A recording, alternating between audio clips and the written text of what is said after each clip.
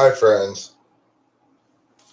I go by the name of Host Eric, and tonight I'd like to welcome you to my television program entitled Talking with Famous People. Ironically, I don't actually speak with famous people, or at least not celebrities, here on this show.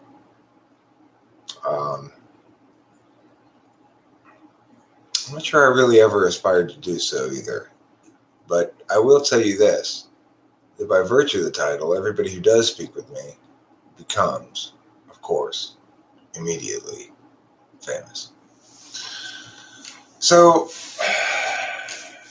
where to begin tonight? On the provocative topic of what's the deal with this IQ thing, eh? Alright, so earlier tonight, I made a comment about Trump's intelligence. I didn't use the word IQ, but I said his intelligence. A derisive comment about his intelligence, you might say. And I was told that, in fact, he had quite high intelligence, because after all, he was leader of the free world and most powerful man in the world, quote unquote, and that was indicative that he was certainly more intelligent than me, because he was so much, he was president, and who was that, Well,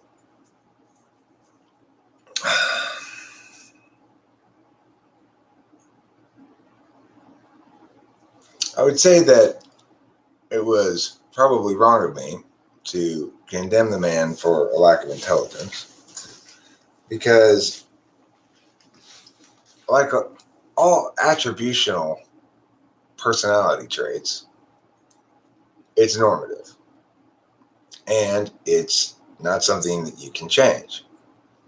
So if you tell people that intelligence is important, or IQ is important, you're saying you are what you are, and you will be evaluated as such regardless of what you do or say, or how intelligently you present what you're presenting.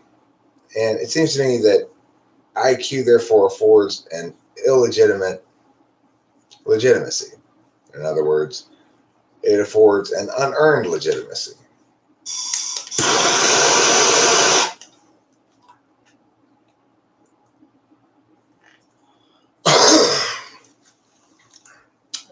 So Jordan Peterson is somebody who talks a lot about the importance of IQ, right? And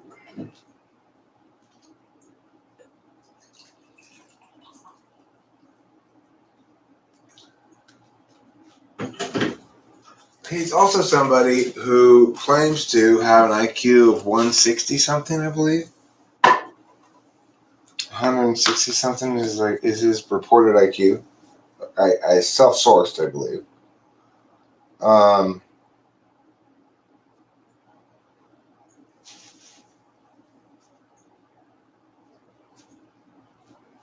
So of course, great. He's got a very high IQ. Okay.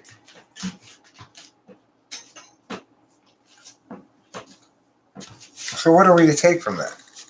Are we to afford him additional correctness on those grounds alone? It would seem to me that I certainly am not 160 IQ or anything like that. Does that mean that Jordan Peterson is more correct than I am about anything? Where we disagree? No. He's patently wrong and says a lot of absurd things that are unsubstantiatable and represent poor thinking. And I don't think it's fair to say that I can be accused of the same. So what's the purpose of the intelligence then, the IQ? Is it just to say that, well, I nevertheless am inferior to Jordan Peterson in some way? Or if it's not about wrongness, right? Like, I don't think many people who would insist that Jordan Peterson is a lot smarter than me would insist he's a lot more correct than I am, they'd have trouble articulating those things. But people take great offense at the idea that I might present myself as more correct than him. After all, who am I? And he's Jordan Peterson. This is one of the frustrations that comes along with personality traits being perceived as attributes, um, which necessarily will attain a normative kind of frame of reference. Smart is good, dumb is bad. Somebody who has a high IQ is inherently more legitimate source, I suppose, than somebody with a low IQ. I mean, these are sort of conclusions that are inevitable if you if you ascribe to these possessed trait metaphors of personality. People don't possess traits so much as they habitually attend and behave as themselves.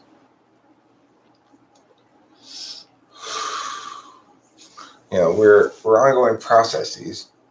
We talk about ourselves in terms of snapshots in time, as though Eric is this or has these qualities or is consistently or persistently behaves in fashions A, B, C, or D.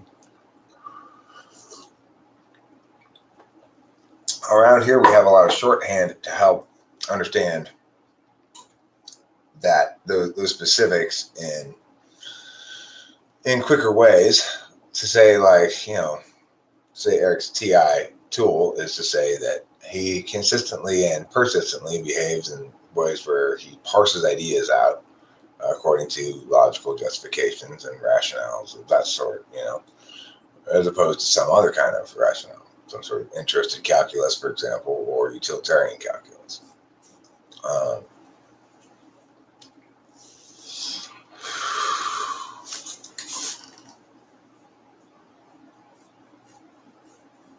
So it's like when you describe my personality as being one who's prone to attending to all matters and through that frame of reference, then that makes sense. When you talk about IQ, what are you really doing? You're affording unearned legitimacy or unearned illegitimacy to a given person. Jordan Peterson, again, is the perfect example. He claims to have an IQ of 160 something. But where he and I disagree, I am right and he is wrong. I can find plenty of things that he said that I can successfully negate. He avoids the substantial issues about personality. He embraces the metaphor of an attribute for process-based entities, which are human beings, He also says some very smart things. But the point is, if in fact IQ is so important, then why isn't he always right when he disagrees with me? And I've yet to encounter anybody who can convincingly explain why he's right where I'm making a case that he's wrong. I've yet to be successfully negated in that case making. So the other factor is this: it's very frustrating to me how important it is to so many people that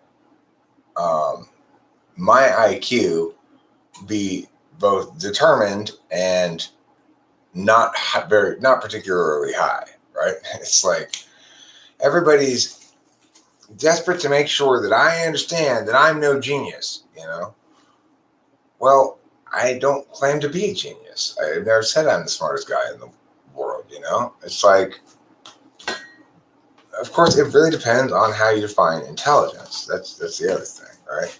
I do think that there are aspects of your personality that relate to what one would call various intelligences. Some of them can be properly deemed intelligences, and some of them really ought to be deemed something else. There's spatial intelligence, which involves how shapes relate to each other in space and stuff like that. I'm quite poor at that. There's verbal reasoning. I'm quite strong at that.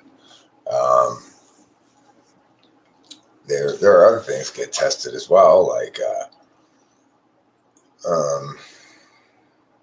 pattern recognition that goes beyond just TI. It's more of an intuition thing. I'm not necessarily that great at that, IQ tests, I guess, don't really measure creativity. They don't measure the putting part of the process, which is where I'm strongest. If they did measure that and prioritize that, like say capacity to improvise, complete things, and with no prep or limited prep, I'd score very high. So it's like people seem determined to. People like to limit me to some extent. They say like you better not get the wrong idea, Eric, about how smart you are or something like that. People really they can't stand the FE violation of somebody claiming to be smart or special or different or more right or anything like that. It's weird. Good morning, Lijo. So the thing is, caring a lot about IQ and talking about how it correlates with success is double missing the point, in my opinion. It's missing the point on the first hand by saying that there's a personality trait that you can possess as a status that's meaningfully used to understand anything, even if it does correlate more strongly with success. So what? You could be super genius and totally unsuccessful. It doesn't do you any good at that point that it correlates more with success, right? It just makes you feel bad about yourself. Not only am I smart and not successful, but that makes me like the weakest end of smart people, the small end of smart people who aren't successful. It's just depressing, frankly, But the biggest point is, it's like prioritizing a sort of random set of skills and saying this comprises intelligence, or a IQ score that we shorthand for intelligence, is silly and regressive in some sense. Like, it moves us further away from the truth. I do think it's funny that Elijah says TI is kind of a violation of most people.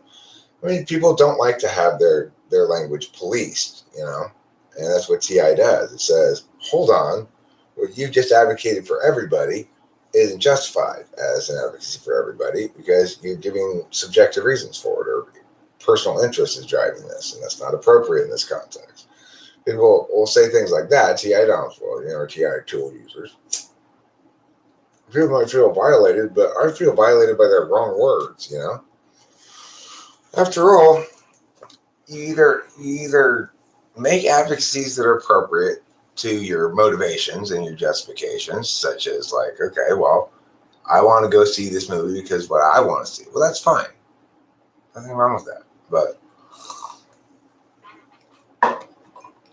I want it to be illegal to eat meat because I think being vegetarian is better. Not okay. Not the same thing. That's trying to force everybody to go along with your bullshit, It's indicative of utilitarian justifications, and that's always a problem.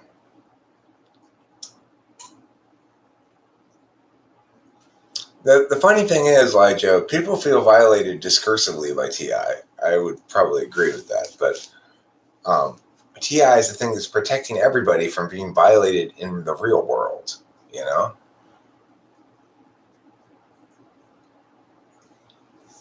TI cares about people and like things being right, things being correct, things making sense, justifications mattering, that the world is parsable, that you can make sense of it. And it's true. But, non-TI types don't listen to TI types. I'm not saying TI is the right thing to use in all settings, but there are certain contexts where it absolutely is the right thing to use. Certainly politics would be one of them, because we're talking about discursive defensibility. That's really what TI is driven by, is discursive defensibility. So that means your language is most defensible universally. And that's exactly what should be determinant in matters of politics, since they supposedly represent all of us. We should have that which is most uniformly and universally defensible then driving policy.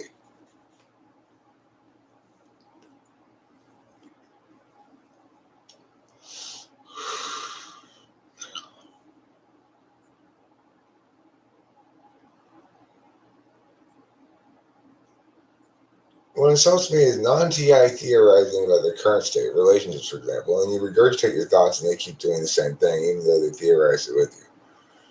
I'm not sure I understand what that looks like. I find that a little bit confusing. Can you give me a better example or some more of an example?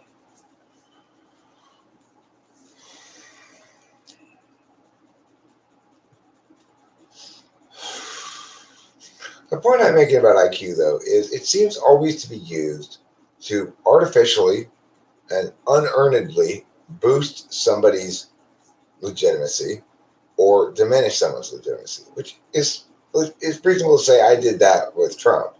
I would argue that saying you need to be a certain amount of smart to be president is a little bit different than saying the smarter the person is, the better the president they're going to be. I'm not saying you got to be a genius to be president. I am saying I think Trump's an idiot. Now, I know a lot of people disagree with me about that, and that's fine. But by my understanding of a sort of a generalized intelligence, I think the man's an idiot. But of course, I'm sort of being guilty of the same thing I'm critiquing here. I'm saying he has this trait called being dumb that is inherent to him, and he can't seem to shake it.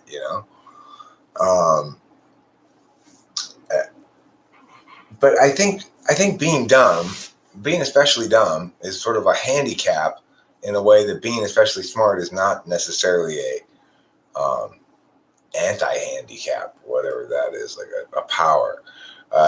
Being smart is not adequate to do a good job. Well, I mean, and that's the point, Angan, here. When I say that Trump is dumb, I'm demonstrating function bias here, and I'm violating my central thesis of IQ not mattering. What I do mean is he doesn't justify in ways that I consider to be acceptable for public policy. I have good reason to think that that's not an acceptable way to justify public policy.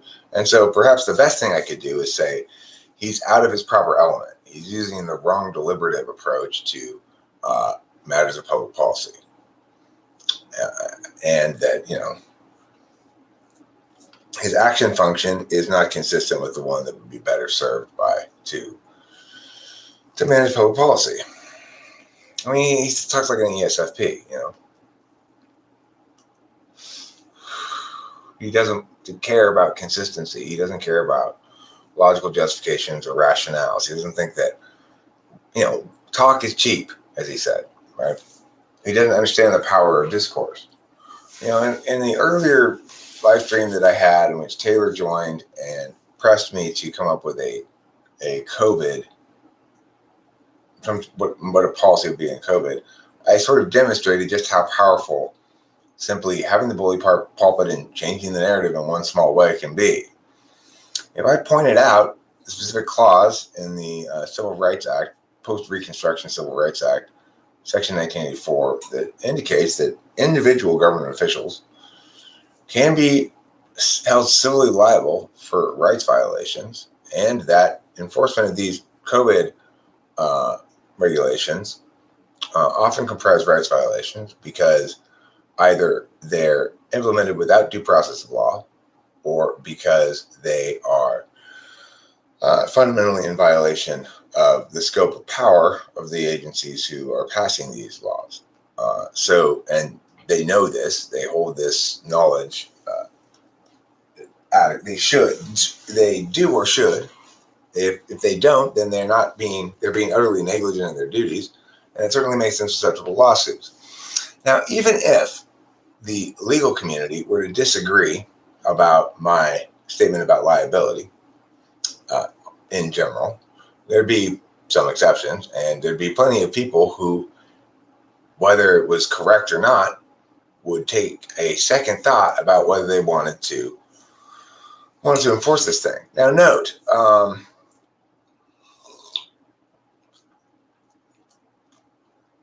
well, see, this is the thing, Elijah. We need to have a meaningful distinction between smart and effective. Being effective, being tactical, being even strategic is not the same thing as being smart. I'm not saying he's not tactical and effective enough to become president, probably even a second time. I think he is effective and tactical enough to do that. Does that make him smart? Well, it makes him savvy. But the point is, when I mean smart, what was his approach to COVID? Well, I don't believe in it because of a hunch. That's the best he could do? That's not smart. That's not an intelligent explanation. That's not an intelligent use of words to sculpt the world, Words can sculpt the world successfully, but they have to be the right words. They have to be said by the right person. And I mean, Trump has no credibility at all. He contradicts himself all the time. He basically lies at the drop of a hat. I mean, I think he is effective at what he wants to be effective at, which is being president and doing what he wants. It's just the problem is, Elijah, that we have to evaluate effectiveness for somebody like him in terms of, is he what a president should be? And the answer is no. In that regard, he's not smart enough. He doesn't have an understanding of public policy. He's not able to articulate good reasons for his decisions regarding public policy. If he can't win the argument as to why a given policy is to be preferred, in meaningful argumentational combat, then he doesn't deserve to have the position that he holds. It's like if he can't explain why he holds a given position and why it's the right position to hold, then why does he hold it? Well, the answer is arbitrary reasons. He's an ESFP. He uses his feelings.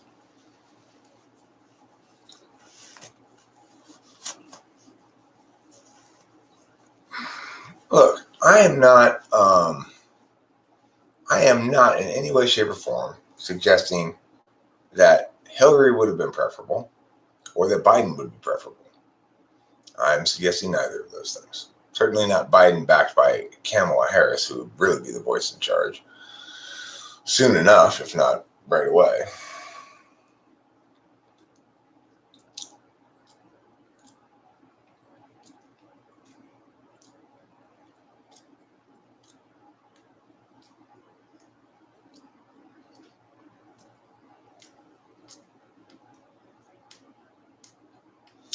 I mean, the one thing that I really dislike about Trump, perhaps more than anything else, is his ongoing attempts to expand the scope of the power of the executive, which is already too broad. So it's like, the proper presidential candidate will go into the presidency looking to constrict the scope of executive power, which has grown too broad. I look to do exactly that, and has an actual means, strategy by which they can attain that outcome. Namely, I want to use the Attorney General's office and set precedent, adjust case law, and see the existing laws being interpreted more correctly. There's not a good reason why, for example, police have qualified immunity. If people really wanted to talk about police reform, rather than saying Black Lives Matter, they'd say qualified immunity is a problem. It's not supported by any reasonable interpretation of the law that they are interpreting. The same Section 1984, which affords individual citizens the right to sue government officials who violate their rights, mentions nothing about any kind of immunity for any government official. But the judges have interpreted that law, nevertheless, to afford themselves absolute immunity, prosecutors close to absolute immunity, and cops qualified immunity, which is rather absolute when in practice. So, what does it mean to talk intelligently about police reform? Oh, this is what it means to talk intelligently about police reform. Does that mean I'm smarter than those people? Who fucking cares? My words are, you know?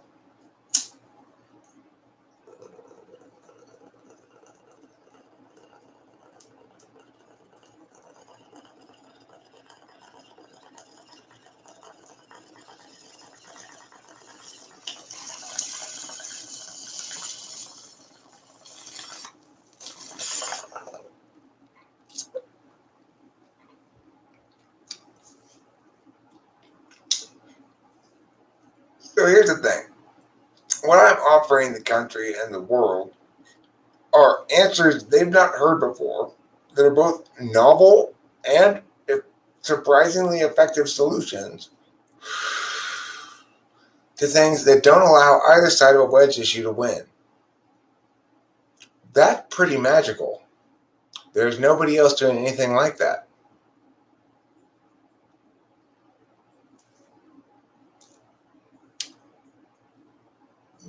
Will it ever catch on? Well, I've got 8 people here right now.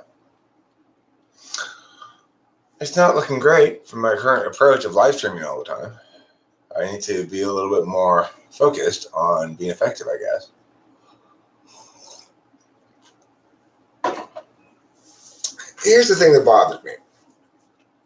I keep making statements of the sort that say, look, I've got real solutions to problems, especially problems where there are wedge issues, that allow us to address the thing decisively without either side winning or losing. That's what we want.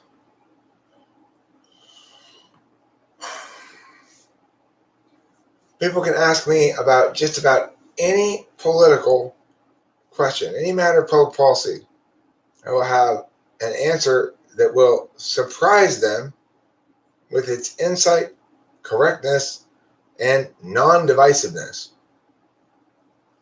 But instead of asking me questions like that and reveling in this alternative to divisiveness, people are by and large offended at my presumption that I would presume to make these claims about myself. So it's a challenging reality for me because, of course, the claims are true. I'm not bullshitting. I've never heard anybody be able to speak as effectively about public policy as I do, or be as correct about it consistently. I've not seen anybody who's meaningfully being neither left nor right nor moderate, but instead attacking things as they ought to be attacked. I've not seen anybody who's as capable of engaging about literally every policy point without running afoul of one or another entrenched camp. That I seem to be among a very, very, very, very few people in the world who can actually objectively talk about all these things and not be attached to any particular position if another one makes more sense. It's like I'm open. I'm genuinely open to hearing where, hey, this principled rights approach is going to be a problem here. We need to take a more pragmatic approach, and here's why. There can be good reasons for that. I'm not opposed to it. It's just that people don't typically give me any good reasons. And then instead of addressing anything that I'm saying about public policy, they want to attack me on the grounds that my IQ is not high enough or something, or I'm not as smart as I think I am, or whatever. I mean, the point is, I'm extraordinarily well qualified by any measure. What I say is very intelligent. When you talk about people who purportedly have a higher intelligence than me, we don't find them to be more correct than me, or where we disagree. Now, I'm not disputing the fact, and never have, that there are people who are more intelligent than me. But I would say, as far as the job of president goes, there's nobody more qualified than me. I have a deep and long experience studying public policy matters, advocating for various policies, advocating for and against them, exploring all the different ways of arguing advocacies for and against, understanding how those advocacies tend towards either affirming bad policies or successfully preventing them, and or other kind of outcomes in the real world. Understanding the importance of system integrity.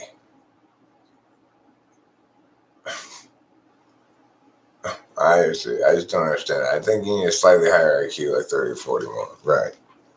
See, it's like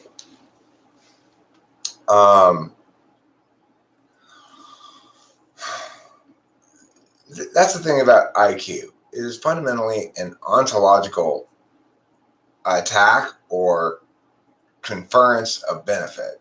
So if you say, well, Jordan Peterson's IQ is 165. Okay, so what are we supposed to do with that? Are you saying, therefore, we should believe him more than you, Eric, because your IQ is not 165? I mean, that would be, of course, entirely missing the point. You should believe the person who's more correct about the thing that you're talking about. It's not like there's a general thing here that Jordan Peterson is generally more correct than Eric or generally less correct. Where we disagree are specific points, and I maintain that where we disagree, I'm right and he's wrong, and that I win the argument, certainly. So, what difference does it make? What's the point of mentioning even the IQ thing? Of course, nobody's really sure what my IQ is, including me. So, I don't know. It's like everybody speculates it to be not that high, I guess. I've heard estimates, heard an estimate earlier today from 110 to 140, anywhere between 110 and 140. I mean, I don't know. It depends how much the IQ test tests what kind of skill set, right? If the IQ test spends a lot of energy on spatial intelligence, I probably would test closer to, borderline retarded if it spends enough on spatial intelligence. I'm not good at manipulating objects in my head to see how they would look if they were turned to this direction and stuff. I'm very, very bad at that. I can't even fit furniture through a doorway. Even if it's obvious after somebody else points out how to turn it, that, I should have turned it like that. I stood at the door before when I was married to Candace, and I swear I tried every possible way you could turn this thing. I said, Candace, listen, there's no way you can't get this thing through this doorway. It's too big. She's like, just turn it like this, silly. And I'm like, fuck you. Oh my God. What is wrong with you, Eric? So, if you want to test that kind of intelligence, I'm going to score quite low. I think I'd probably score quite high on verbal reasoning skills. But as I indicated earlier, to the extent that something requires a significant amount of introverted intuition as well, I probably will have a lower ceiling on that than, say, an Anidon would, right?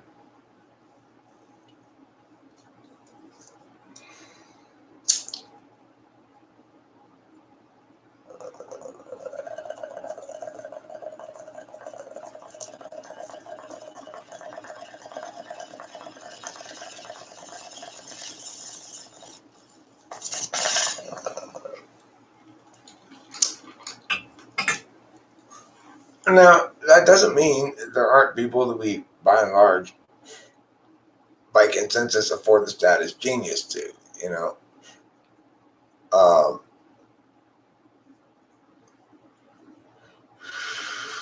It's like, okay, everybody says, well, Tesla is a super genius. He must have had an IQ of 180 or something.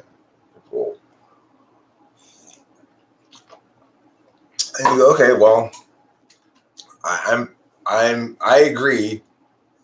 I'm never going to be smart enough to come up with shit like Tesla did, like alternating current electricity, right? It's like, I'm not that kind of smart. I understand that. I'm never going to be Tesla. But then they also put Bobby Fischer on this list of super high IQs. Well, he was just good at chess, for God's sakes.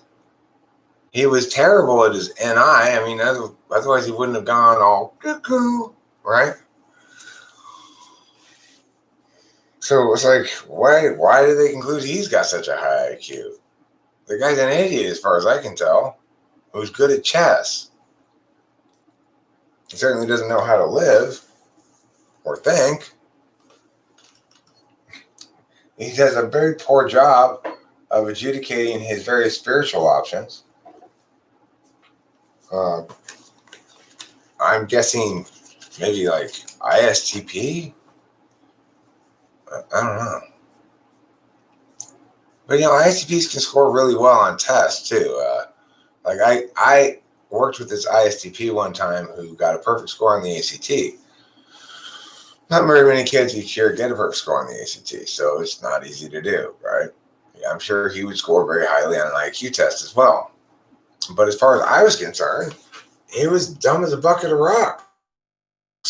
Talk to the guy. He just had no ideational spark of life. He had the conversational momentum of a rock, of a square rock. You roll it once and it just stays flat again.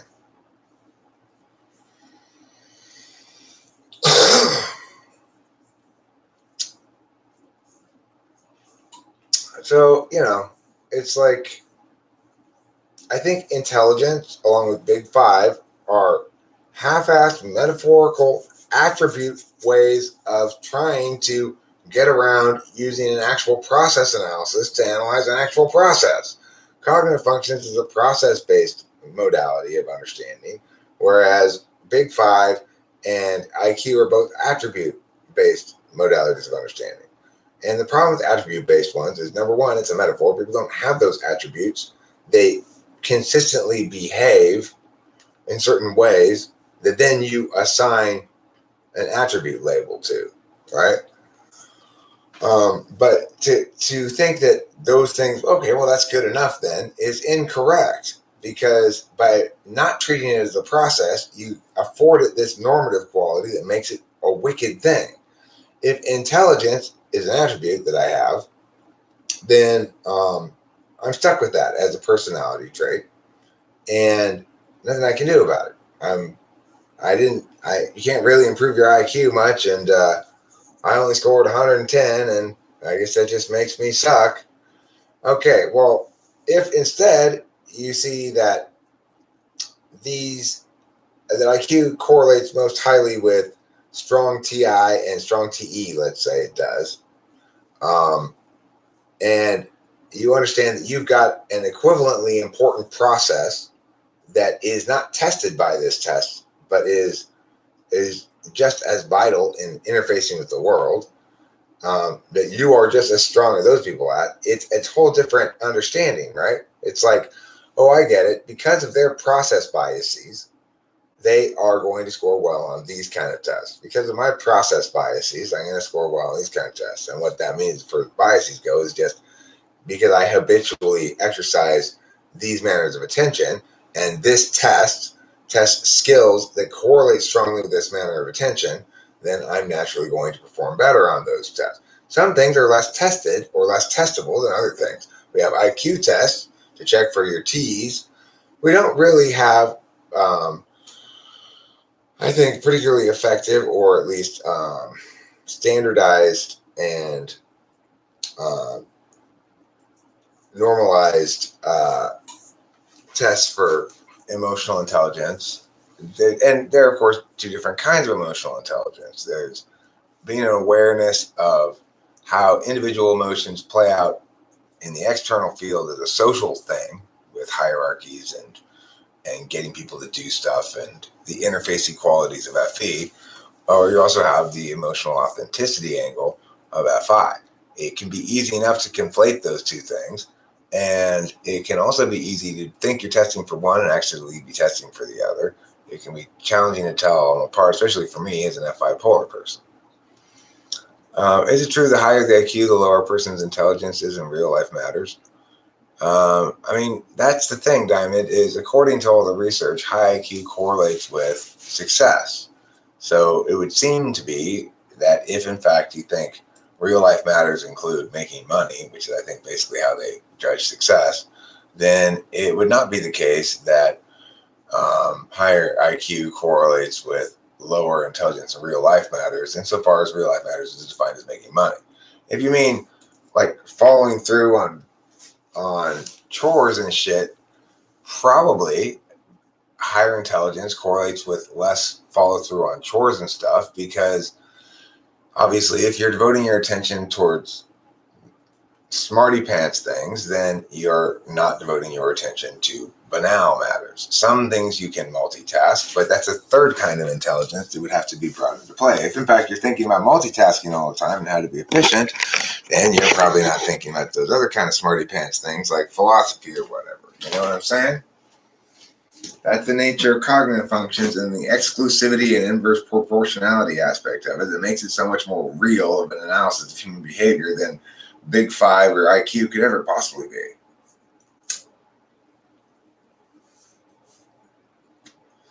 I gotta say, I'm on a bit of a roll here.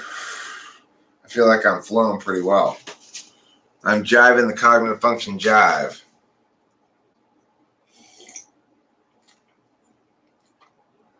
So I think I'll take a short performance intermission. That's what we'll call, like, the 4-minute chat. For the next 4 minutes, I'm just chatting. I'm not entertaining. I'm not trying to explain. I'm not pontificating.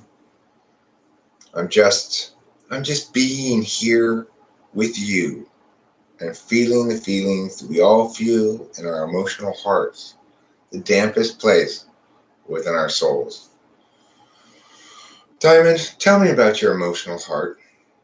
How damp are your tenders? Martinell, I believe you were reveling in your dewdrops earlier. Share with us how that was.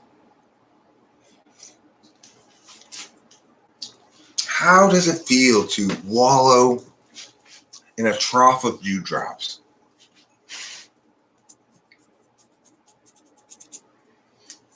Some high IQ people are socially awkward. Well, that's a very safe statement, Ginter. I don't think anybody's going to disagree with that one. Like, here's the thing. I can be socially graceful and I can be socially awkward. The thing about awkwardness is it just takes a couple of instances of awkwardness to make everybody facepalm you in general, kind of. And it takes consistency of non-awkwardness for that not to happen. I'm not that consistent, It's like I do have my awkward moments, and it works against me. I wish I were more socially graceful, but I'm who I am. I'm an ENTP. It means a lot of things, but it doesn't necessarily mean most likable or most socially graceful. Like the hi Dustin Salisbury, by the way. To sort of go back to the very beginning and thesis of this whole thing, I'm who I am, and I make some bold claims about what that means. I try to be as honest as I can in making those claims, and to acknowledge honestly where I have shortcomings and limitations, and to be honest and so forth in comparing myself to others in terms of my qualifications and abilities too. So it's like, it's a challenge because I need to and want to explain to people that I genuinely am the most well-qualified person to be president, that my experience in studying public policy and policy debate, and my understanding of the legal system, my general communicative abilities, and my honest and earnest, and good intentions, and my ability to listen, and my non-divisiveness. These are all things that people genuinely need in a president, and that the bundle package of all those things in one is very difficult to find in another individual. That's basically my thesis. But when you tell people that, you're going to incite a few different kinds of responses. Some people are willing to get on board and agree with you and believe in you and believe in what you're saying. And some people are going to push back because they think you are proclaiming yourself special or better than everybody else in some fashion in ways that are effing offensive. I know from the other end, I know the experience of feeling like I need to put that fucker in his place. I know that feeling.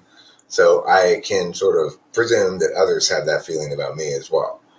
Um, I I can come across as arrogant and um, presumptuous, full of myself, mm, superior, and that's the worst thing. It's like the other things are fine if it's inclusive, but superior is exclusive, and people don't like to feel excluded from your correctness. And I tend to be somewhat adversarial, like, well, if I win the argument, you're going to come over to my side. So one thing I could do to improve my ability to talk to other people about, you know, my positions and my correctness is to try to make it more inclusive. Like, well,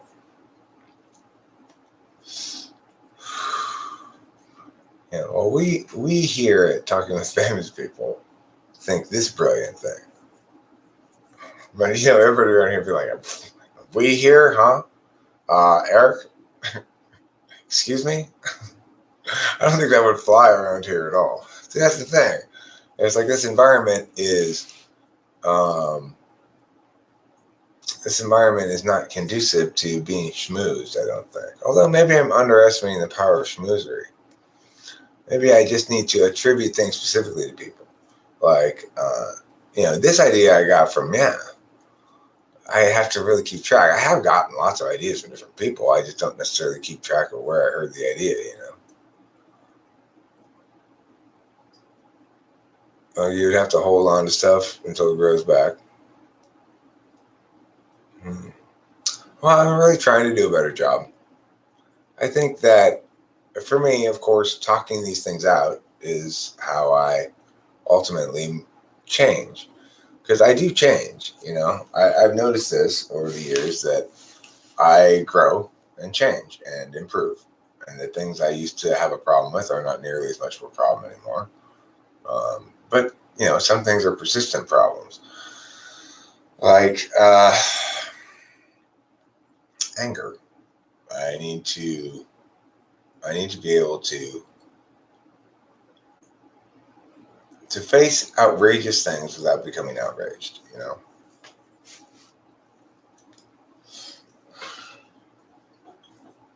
Which is, I guess you might say, a cross to bear or something.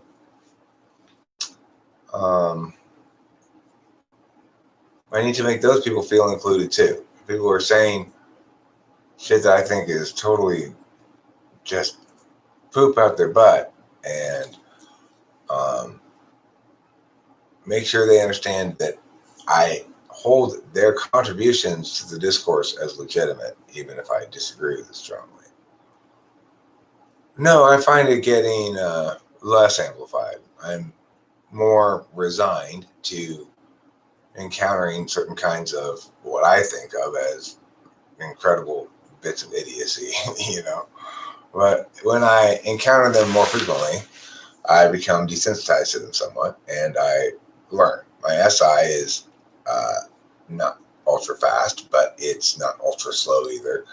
I try not to repeat mistakes. I try to take things away from bad experiences that prevent me from repeating those bad experiences. I'm, more or less successful in different areas. I'm more likely to not repeat a mistake, say in comedy, than I am in terms of FE stuff like anger. Because anger is, of course, an emotional response that kind of comes upon me before I notice it, and I have to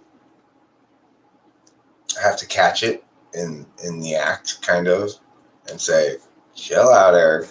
No reason to be angry." It's like right now I feel super chill, and if somebody were to come in and try to make me mad, I'm quite confident they wouldn't succeed.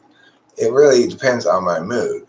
Sometimes it's very easy to not get angry, and sometimes it's more difficult, and that's where the mood comes in.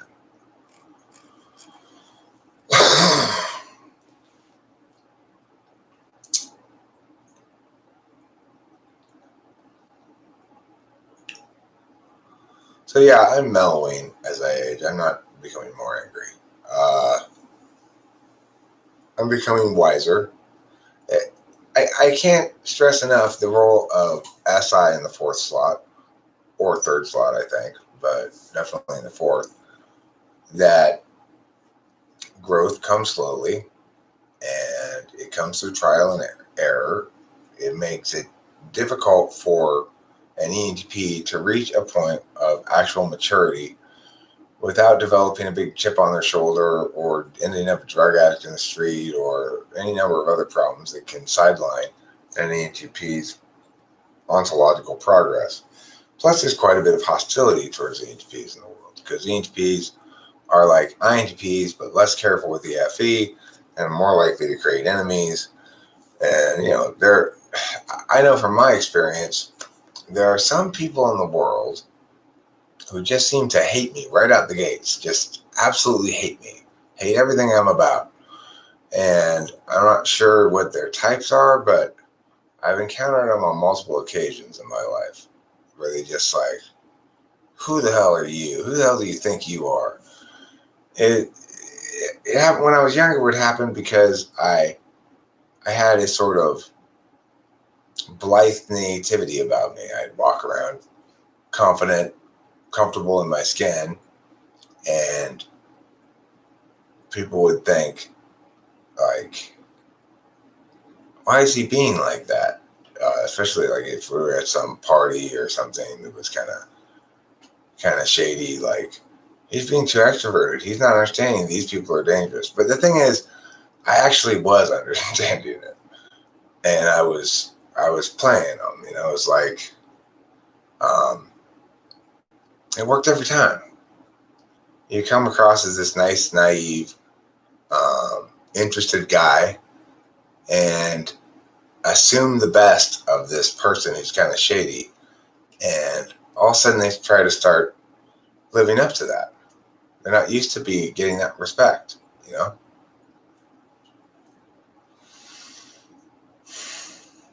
I wouldn't have put it in exactly those terms back then. I didn't really know what I was doing, but I knew what I was doing in the sense of the steps to take, but not really why it worked. I didn't really think about it, I guess. Just said that, people tend to live up to the expectations you set for them. I think that was the full extent of my understanding of it at the time. Now I understand that the people who I'm saying that about specifically want to be treated with respect and are accustomed to not being treated with respect. And when afforded respect out the gate, they're going to be responsive to it accordingly. Hello, Bobby Sun. How are you today? Is today your special day, or was that yesterday? I forget. Or is every day a special day in Bobby Sun's life? It's hard to tell.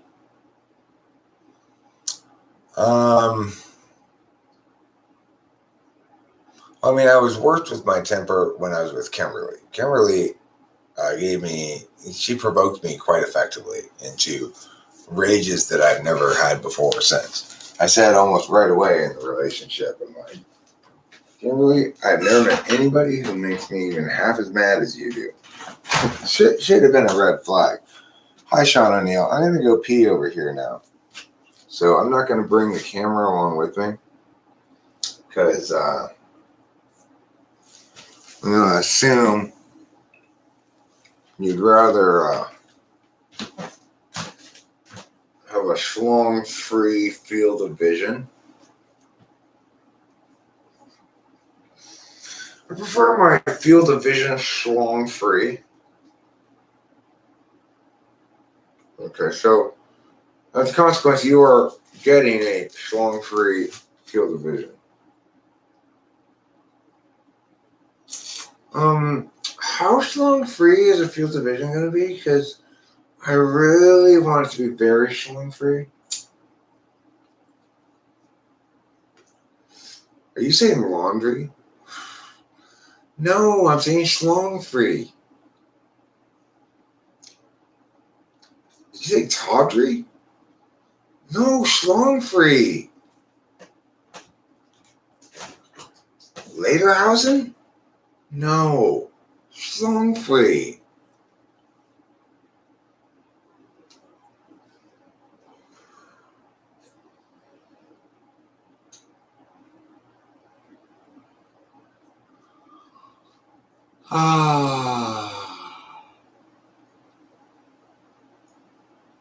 Well, it's schlong free, but it's the wrong tree. Nevertheless, I need another schlong free. Tree that's not the wrong tree, that would be the best. 'Cause it's both got to be schlong free and me. I've got to be in the proper tree. I should only have one schlong with me then, and it's mine.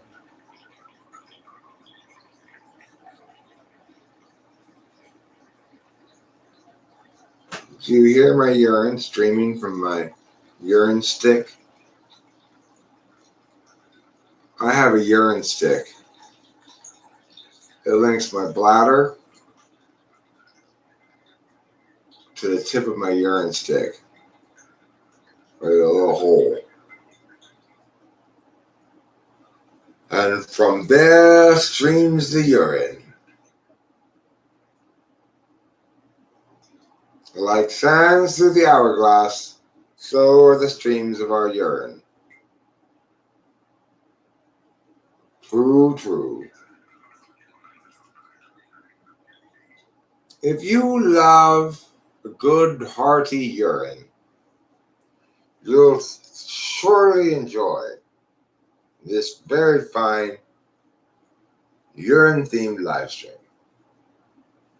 No, I'm just kidding. It's not really about urine. It's about the urine of tests, IQ. You think it's fair to say that IQ is the urine of tests?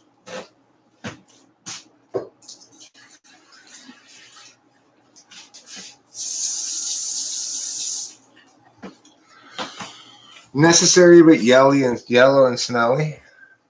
Yelly and smello. It's not yelly and smello, it's yellow and smelly. You know?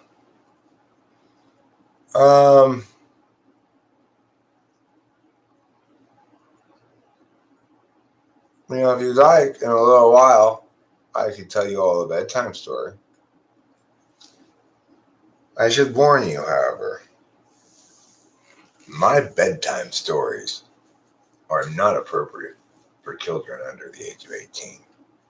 Hi, MJ.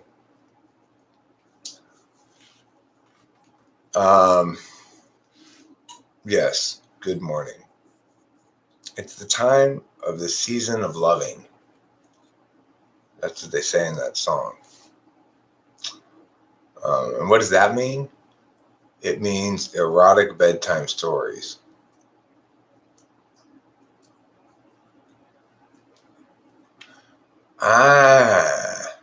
The rating of memes. Zandy, you are a genius. That's a really good idea. That's a really, really good idea.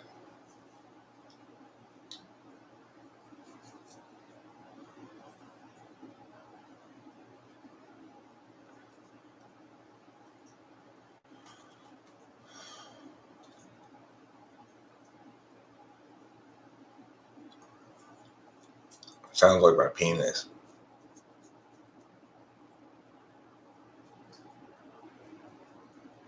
No, I haven't seen the Endless Curtis C.S. Joseph parody vid.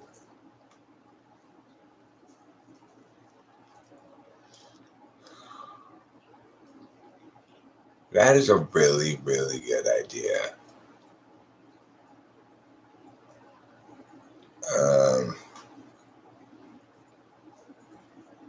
Just a quick comment on each one. Unmentioned. Okay. That does make it more likely for me to watch it. MJ understands me. You know why? Because she is an INFJ. And they have a little something that I like to call intuition. That's right. A real intuitive, they don't need to use their eyes with their nose, with their ears.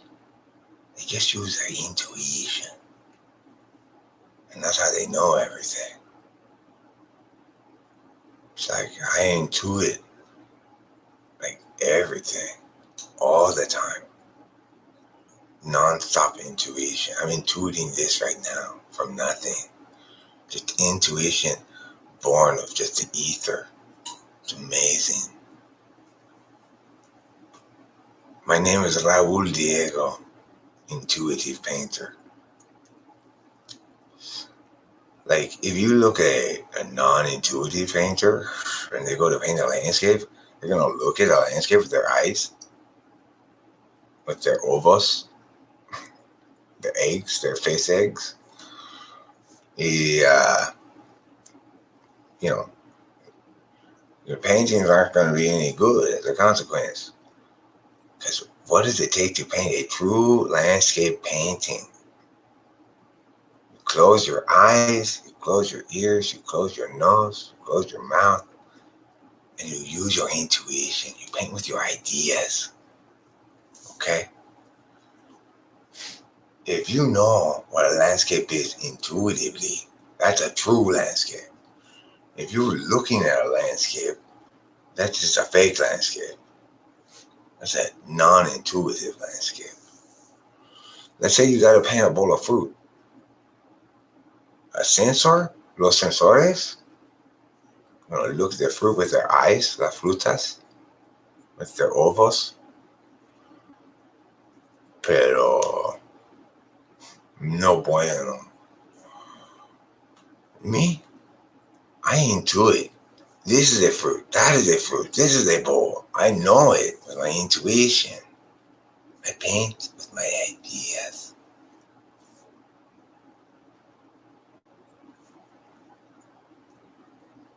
That sounds like a good idea, Justin Salisbury. It sounds like you're painting with your ideas. It's always wise. I love to see it when people really embrace the message here and begin to paint with their ideas. You don't need your hands, even. You just need your ideas. You know? You don't need paint. Just use a pen or a pencil. That's painting with your ideas still. Or just like push a frog onto the canvas. Then make a frog shape. That's painting with your ideas. If your idea is a frog. Every day is a good day when you paint, Bob Ross? No. You were wrong. You know why, Bob Ross? Because you are a sensore. You are not painting with your ideas. Your little trees and your little waterfalls. It's sensor stuff. My landscapes, they have a big trees. And like muy, like dark and scary waterfalls. Your nice and pretty ones are not okay. That's el sensore. And I have ideas. You just have pictures in your head. It's not the same. You're not an intuitive. Listen, you can all take my painting symposium, Raul Diego's painting symposium. It costs $1,000 for the introductory class. At the end of the introductory class, all the sensors will be asked to leave because, of course, their fee is non-refundable. The intuitives who learn to paint with their ideas stay and work with me, a renowned painter and international genius, Raul Diego. Okay? You know, it's like I make a painting, it worth $125,000 at least. Dollars. US dollars. Yeah, I am a genius. If you look at the reviews in online that I put up on various places, you know, it's like in the comments on Vanity Fair magazine, Raul Diego, genius. In the in my letter to the editor, to New Yorker magazine, it never got published, but still, it said Raul Diego, genius. This is all over the place. You just gotta look. Everybody knows. I am the world's foremost genius in painting. Painting and drawing and all making of pictures. Picturas. You see, it's like, someone come to me and they say, Raul Diego, do I have what it takes to be a pintora like you? And I say, no. So why not? I say, could you paint this? Hay demasiado chupacabras en este pueblo. Could you paint that? And they said, I think so. And I said, no, it's not the right answer. The right answer, the only right answer is, I already have. Nobody ever already has, so that's why they're not good enough.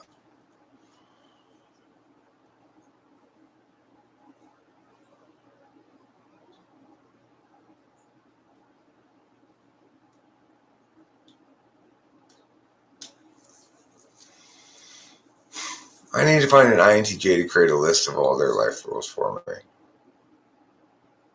See, I want to find an INTJ to create a specialized list of life rules for me to follow. If I was halfway willing to, if I had any faith in my ability to follow this through,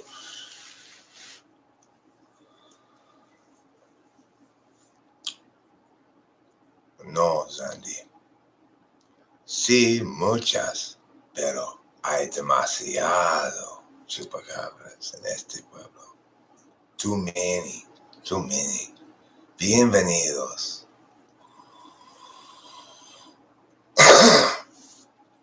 Well, Oz Time Went Space just joined. Eric, what's your stance on IQ, and do you know yours? My stance on it is essentially as follows.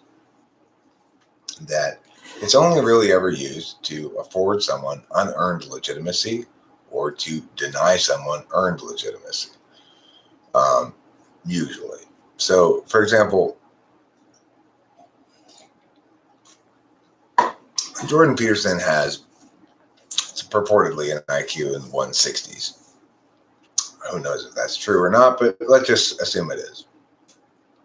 And people around here make a point on a regular basis and have for a long time of checking me on any claims of intelligence on my part. The central message being, you're not that smart, Eric. I've never claimed to be that smart, but I've never claimed to have any particular IQ. I don't know what my IQ is. And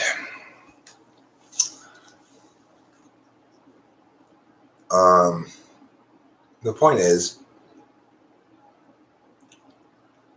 what is that difference in IQ going to be used to justify? Let's say I point out a problem with what Jordan Peterson is saying. Somebody then might respond with, he's got an IQ of which means we should listen to what he says, even though what you're saying is correct. Or I don't have a response to what you're saying, Eric, so I'm going to point out that he's inherently superior in this area, unavoidably so, and so it must be right or something. Well, that's what I'm talking about, unearned legitimacy. It's like everybody has to operate on the same playing field, which is to say, you make your arguments, you make your justifications, you give your explanations, you give your theories, and so forth, right? And either they withstand scrutiny or they don't. When I say that, like, where he and I disagree, I win the arguments, it's because I genuinely believe I do. It's not like I'm looking to beat Jordan Peterson or something. It's more like, okay, well, he's wrong about this. He's wrong about Big Five, for example. He's wrong because he doesn't understand the proper framework of the thing. He's not accounting for, now whether this is a public stance and his actual stance is different, that might be the case. I don't know. But the point is, it doesn't matter if he's got a higher IQ, if in fact, on a given point that I establish counter arguments to, and my arguments are persuasive and win those points, then there's no reason to side with Jordan Peterson at that point, at least on that point. So, it's like, what does it meaningfully mean then to say that he's more intelligent than I am?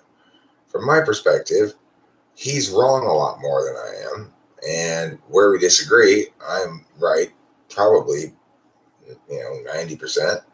I might find myself actually be proved wrong in some of those areas, but I strongly suspect that's not the case, having heard his arguments on things and knowing what my own arguments are.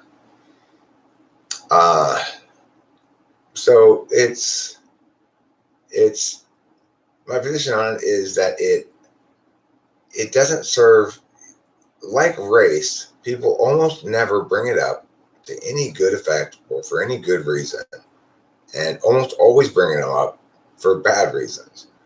So I want to throw myself here under the same bus regarding my earlier comments about Trump being stupid. I do think he's stupid. And I also do think that to a certain extent, it's a different question to say whether somebody is smart enough, in other words, to say he's unusually dumb, and that's appalling for the president, is a different kind of critique than to say, well, he's smarter than you, so therefore, yeah. Or, I think there is sort of a basic standard of smartness that we could refer to without running afoul of a contradiction here. But I will concede that it was probably unwise for me to invoke the same kind of ontological assault that I'm herein and now critiquing. Trump's best described as TI polar and third slot selfish TE.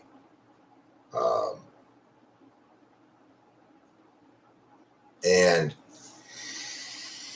that's a more accurate way of describing his interaction style. SE, FI tool function, it's a more accurate way of describing his being than to say he's stupid.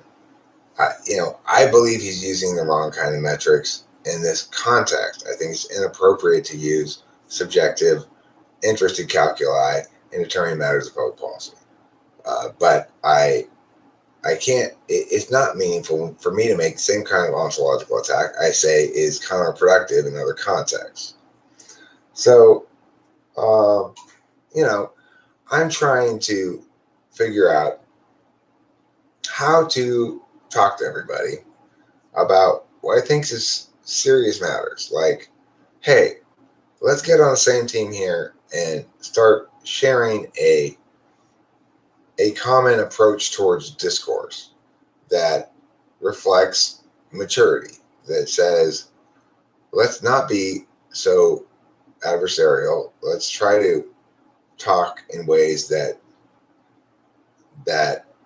allow people to back away from their more extreme positions and retain dignity, and civility. It's a challenge for me. I don't necessarily have a great history of doing that. I can be quite dismissive or derisive towards people and positions that I think are offensive or wrong in dramatic ways. But that's just part of what I got to work on. So what's my stance on IQ? I think it's divisive, bad, and not used to any good effect overall. That's my position on it. It's, like I said before, and I'll repeat since it's sort of the central thesis, it's used to either afford unearned legitimacy or used to deny earned legitimacy.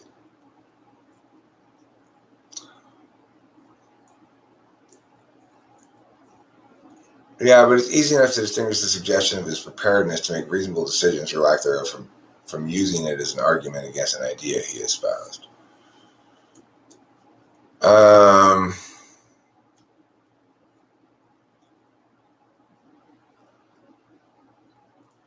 Okay, I think I know what you're saying. I'm not quite sure, but I think what you're saying is he's not intellectually prepared to make reasonable decisions or intellectually willing to make reasonable decisions, one of the two.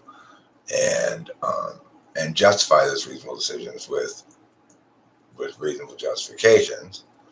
And that's easy to distinguish between saying his argument's wrong because he's dumb. I agree. And you're right, as those are different warrants and we ought to treat them differently. I wonder if INFJs and INTJs would react the same to each other's truisms since they have each other's polars influencing their NI. I think, from what I understand from Rachel, INTJs and INFJs, they start off great, kind of do well as friends, and then things kind of fall apart as they realize that their tool function work, their basic handling of everything that comes in front of them is falling on deaf ears consistently. It's got to be like increasingly frustrating.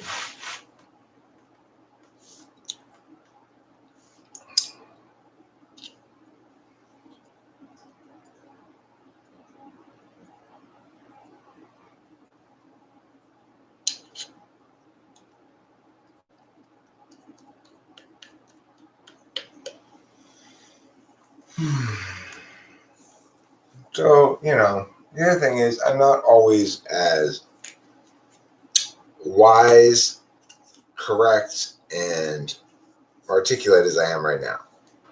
I'm doing a particularly good job of both explaining my own honest and legitimate critiques of my own failures or shortcomings or whatever, my thoughts about how I might approach those differently, and also trying to get across that I need to do this for good reason, that I genuinely think that what I'm saying is what needs to gain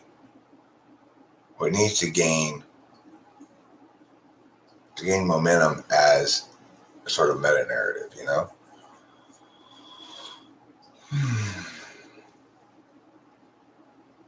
What types are likely to be into crime files and conspiracy theories?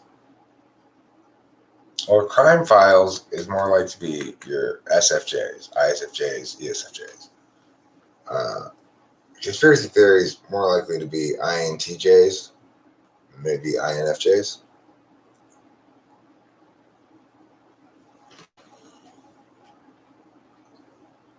Well, any dumps can get off on some conspiracy stuff too sometimes. Should Angantyr use typology as a gauge the way other people use IQ? I would say,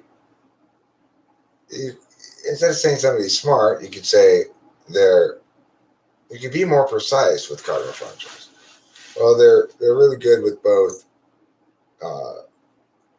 dynamic system solvency, TE, spatial intelligence, spatial solvency, or whatever, or organizationally particularist solvency, things like that, protocols and stuff, or they're really good at deductive reasoning kind of intelligence. You can be more specific. You don't need to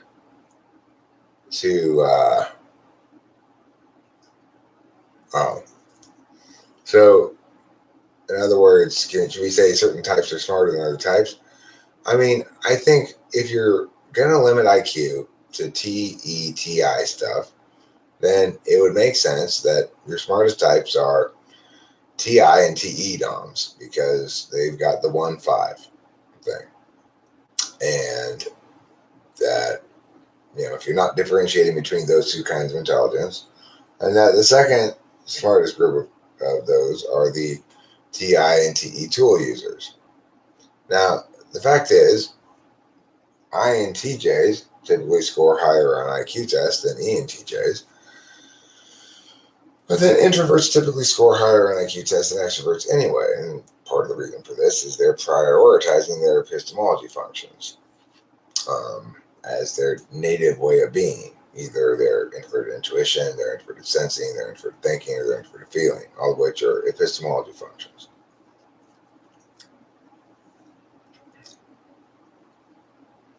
So if you were going to say, well, what types get the highest IQ scores? I'm sure it would go like INTJ or INTP at the top, probably ISTP near the top, ENTJ near the top. Probably second tier would be your INFJs, ENTPs, ESTPs. That's what I would guess if you were to um,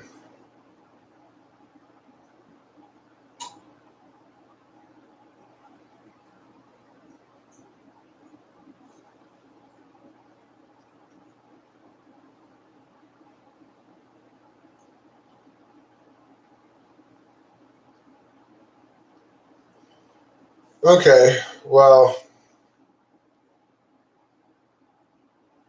that's feasible. I mean, I wouldn't necessarily doubt that. Of course, we have to question the self-typing of people um, whose test scores are being correlated. So it's like, or how they get typed. I would say that that doesn't seem unreasonable that those four intuitive introverts would be the top. That seems quite reasonable. Um, but and you'd note that all of them have functionally effective TI. INFPs can have quite good TI. INFJs can have quite good TI. INTJs can have quite good TI, and of course INTPs do. I would suspect probably fifth on that would be ISTP, followed by ENTP. I'm curious. Do you have the next ones?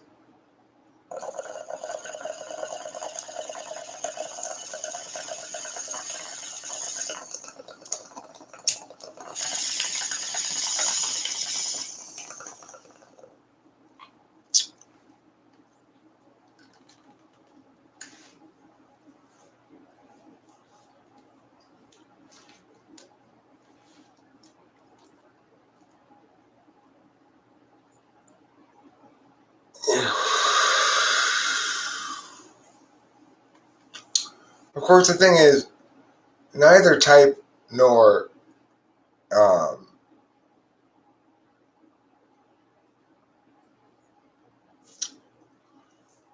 intelligence nor function preference really correlates with correctness. What correlates with correctness is really um,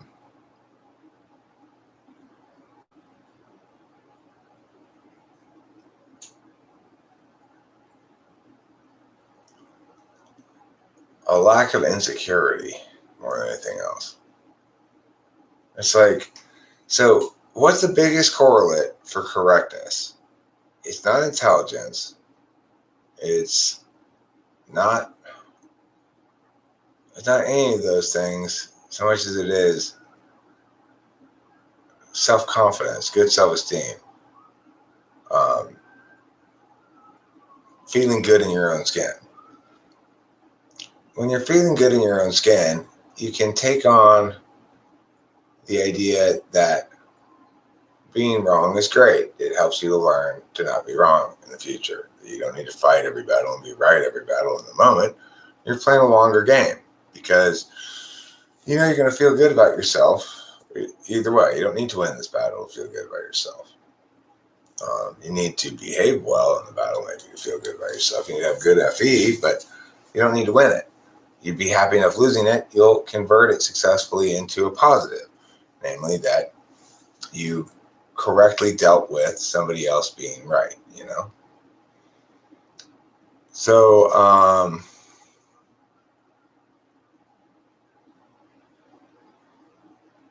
I mean, I'm really surprised to see ENFP after ENTP. I guess they've got more analogical stuff on the test than I would have expected. Because they certainly aren't logical.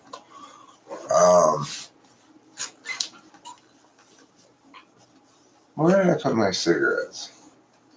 Oh, there they are. I found them. You can stop panicking, everybody.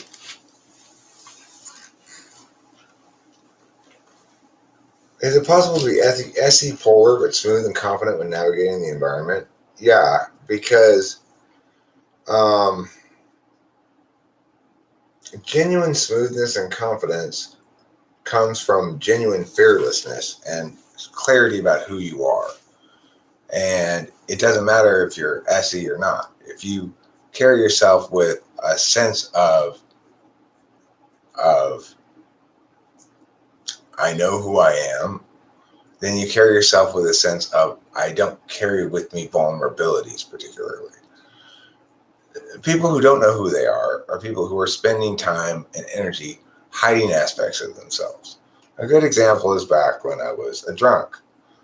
Most of my energy was devoted towards trying to hide the fact that I was a drunk. So there was little chance for me to fight back or know who I was or establish who I was or assert who I was because I was playing defense all the time.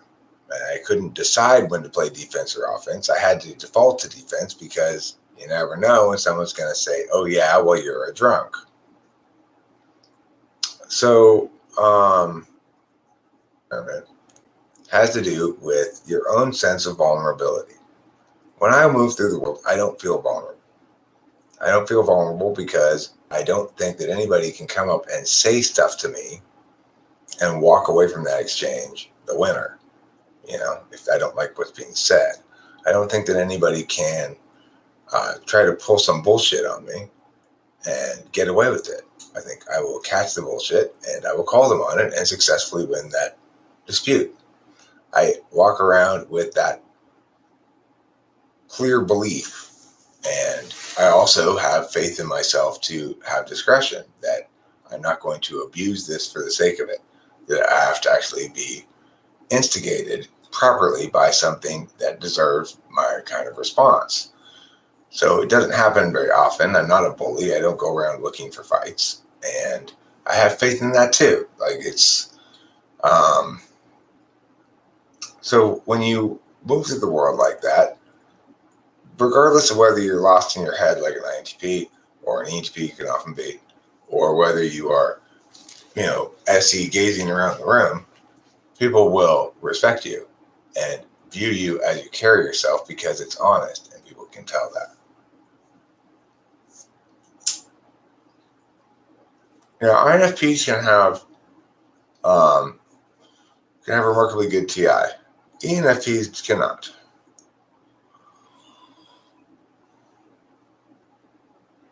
I do believe that NFPs can be engineers. ENFPs can be the engineers potentially because that requires a lot more TE and a lot less TI.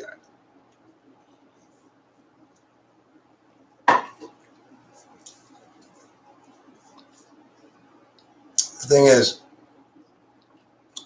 thing I remember also Oz Ton went to space is that I'm an ENTP who's spent portions of his life in that sort of INTP self-doubt zone.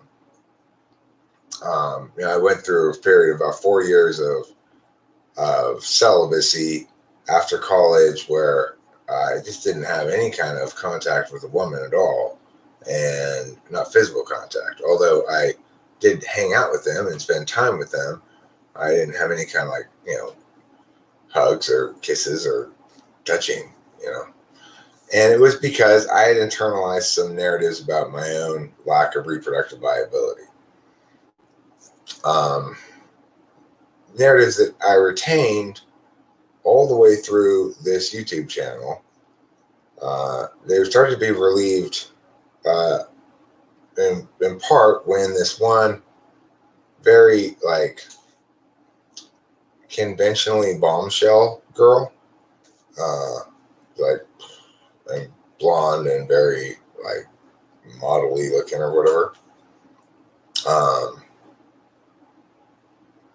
successfully convinced me that she wanted me to sleep with her.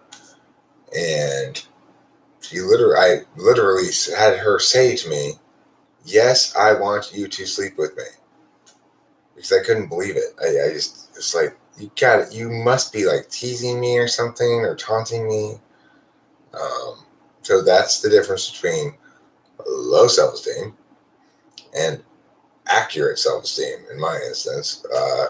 And I think in everybody's instance on some level, it just they haven't been affirmed adequately in the ways they need to be affirmed by the world. That not necessarily from other people, it could be through other mechanisms of affirmation, but everybody needs to have the basic parts of who they are affirmed adequately by the world to allow them to move through the world with a certain amount of swagger, you know. And it's not necessarily, hey, look at me swagger, or I'm looking for a fight swagger, or I'm a big stud swagger. It's a quiet relaxedness that comes from not feeling like you have vulnerabilities, that you can handle whatever comes your way, and that you're a good person and you make the right decisions. You won't make the wrong decisions. You can trust yourself.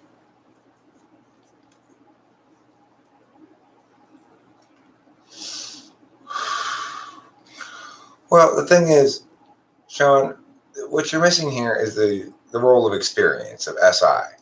So the reason I can trust myself is in large part because I have a record of my own previous experiences and behaviors. I have records of instances when I oughtn't to have trusted myself because I made a poor decision. And I can reflect back and see how thereafter I ceased to make those decisions. And I can come to terms with who I am now as representing somebody who wouldn't do that anymore. And I can trust myself accordingly. Now, you might say, well, is that part of self-esteem made wholly by the self and not based on any outsider's reaction to me? It's based on my experience of interacting with the world. Okay, so there, in part it might be symbiotic. Like the world might reflect back to me that the more authentic I am, and the more non schmoozy I am, and the less artifice I bring to the table, the more well received I am. And so in that case, it might very well draw me to be more wholly authentic in and of myself, more revelatory of my authentic self. That might in turn build self-esteem, and you may or may not say it's based on an outsider's reaction. Maybe it is, but the point is to think that it could be, it's not based on reactions, is to try to deny the role of SI in learning. People learn through experiences. If they're SI polar like you don't view the world like that. You don't view it as though you learn through experiences. You think that you intuit what is. You don't need to reference what you've learned. You just know based on how the world is. Hi, CJ O'Connell. So, share with us the news. Are you feeling more CJ today or more O'Connell?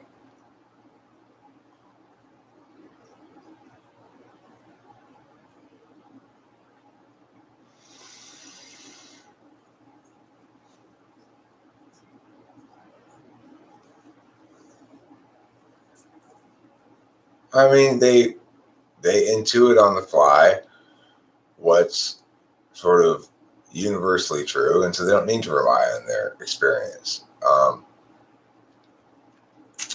It's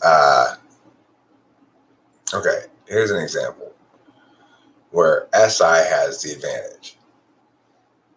I periodically lose this coffee cup. Where is it invariably when I lose it? It's in the microwave because I've put it in there and forgot to push heat.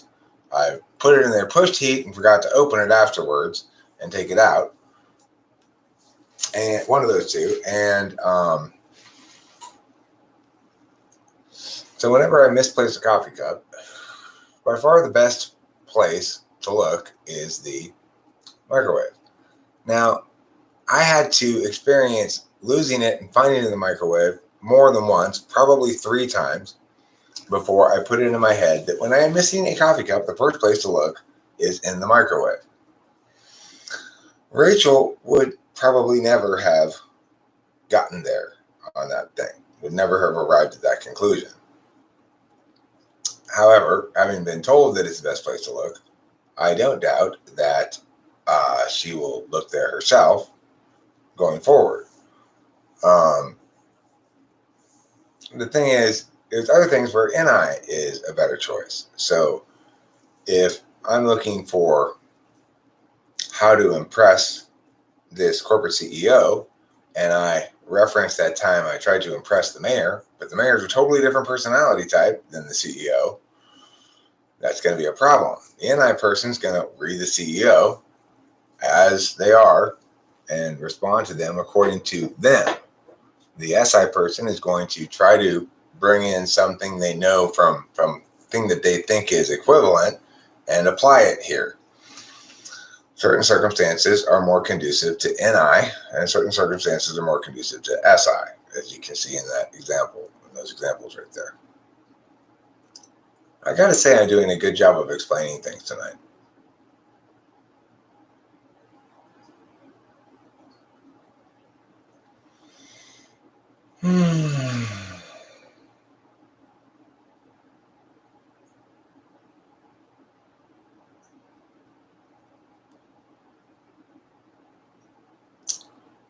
I think I'm going to take a short intermission now. And during this intermission, I believe I will strum on the guitar for a little bit.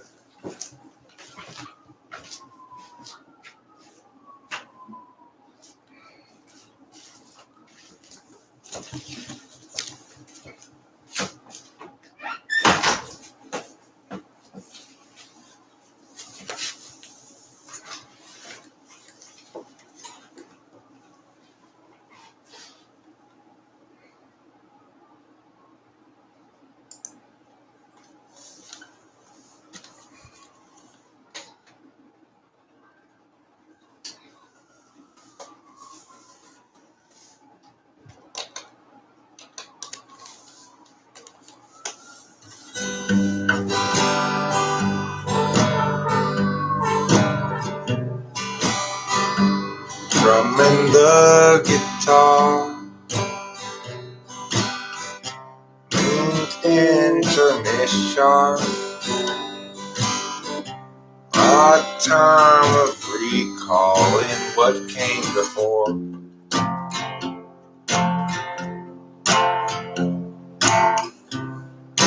Strumming the guitar reminds us of what came before and what will come after they score another goal in this game. I know nobody's paying attention, it's still all the same.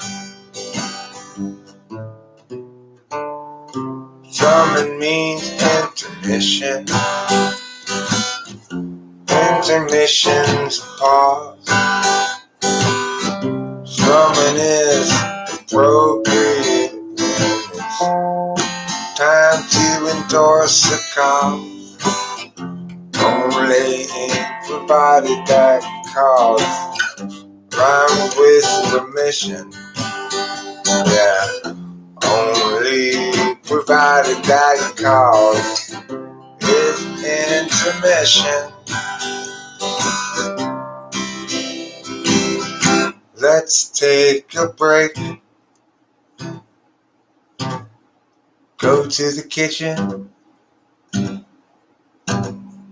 Grab a snack.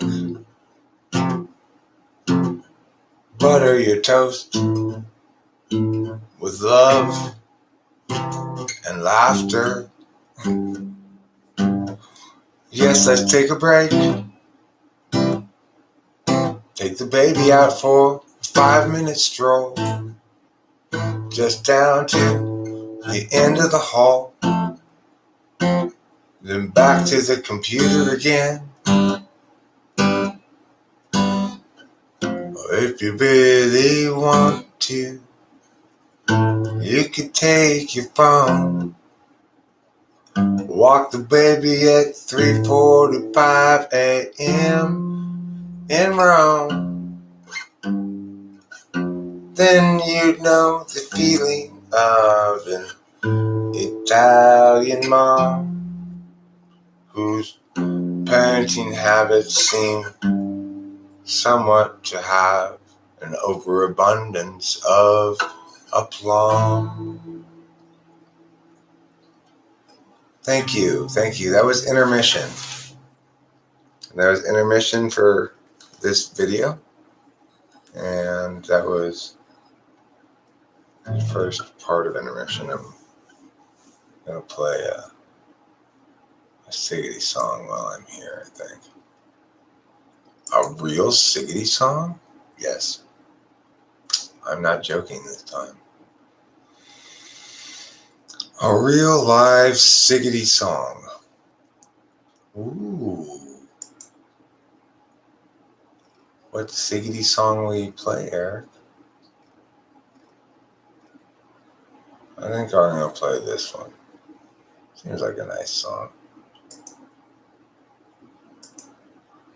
Reminds me of that one time that I played that one song and it was nice. Those were good times. Good times, I tell you. Good times.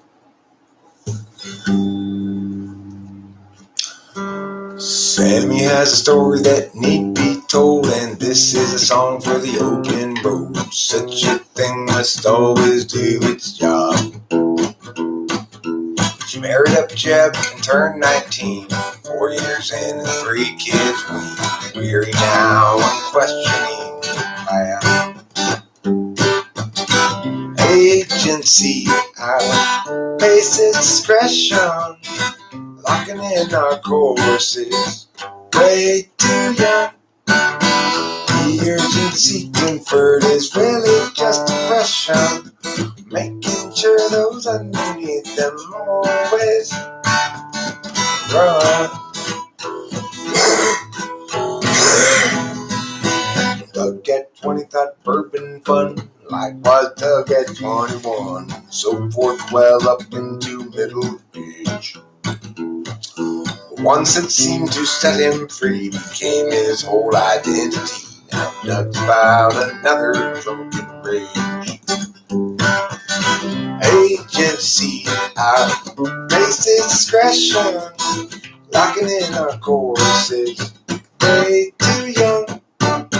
The urgency conferred is really just depression. Offer you incentives, but they haven't got a thing that's fun. Everybody's panicked about the kids. Lock 'em up with extra Dexedrine. Ooh ah, mathematics to promote success, or impose more unjust duress. Agency outpaces discretion, locked in a passage way too young. Significance is really just depression. Offer you incentives, but they haven't got a thing that's fun. Without consent, it's really just depression. While parasites surviving on their wages earned by lying, while they feed their fear of dying. Yeah, they feed upon the futures of the young.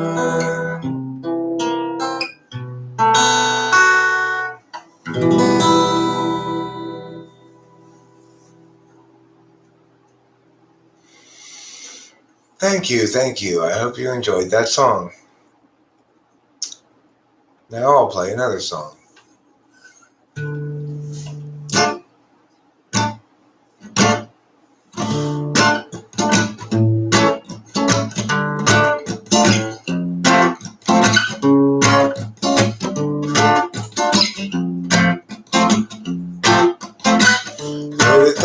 Days, too many expectations, not even worth a damn. 30,000 nights to sleep off the intoxication, otherwise won't escape the plan. I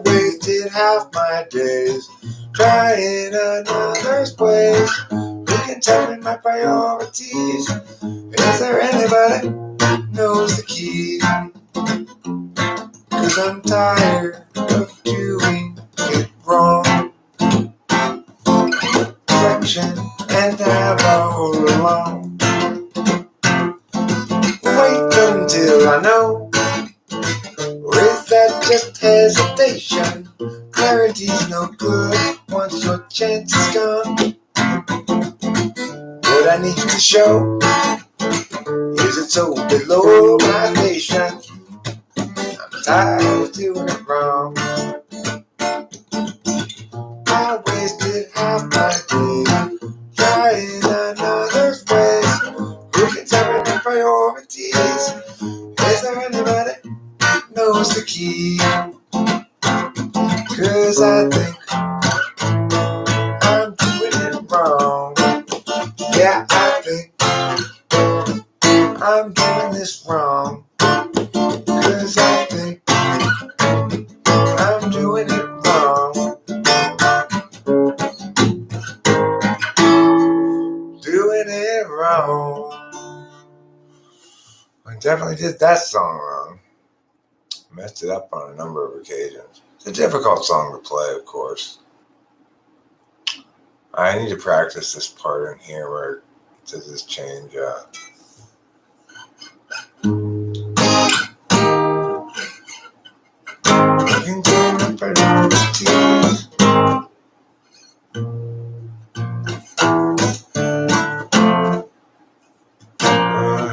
Another way. Who can tell me my priorities? Is there anybody knows the key? Sorry, yeah. Who can tell me my priorities? Is there anybody knows the key? 'Cause I'm tired of doing it. That's why I should practice my songs, you know. I don't really practice them very much, and I really should practice them a lot more, you know. I'd be better at them. This next song is called If Jesus Was People. If Jesus was people but absent of sin, he must then have struggled with regular men and women, of course. They too were present, disciples all warily eyed the lesson. If people were Jesus, they'd know as they think, and everyone's work would be true. Feeling once spoken would sit where they sing, and we'd all know just what to do. But people aren't Jesus once they're betrayed. Believing forever is lost. Maybe naivete is not to be saved, but the wise pay a terrible cost. Does virtue require a rational take? Or is virtue that's reasoned invariably fake? Does music itself just distract from the flow? Or is care best disturbed by deliberate and slow? People aren't Jesus once they're betrayed. The easy believing forever is lost. Maybe naivete is not to be saved, but the wise pay terrible cost. The one you thought you knew acts like you never have met.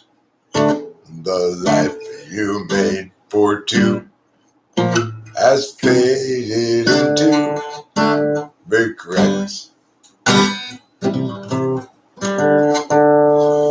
There's no one unshaken, we all have been shook.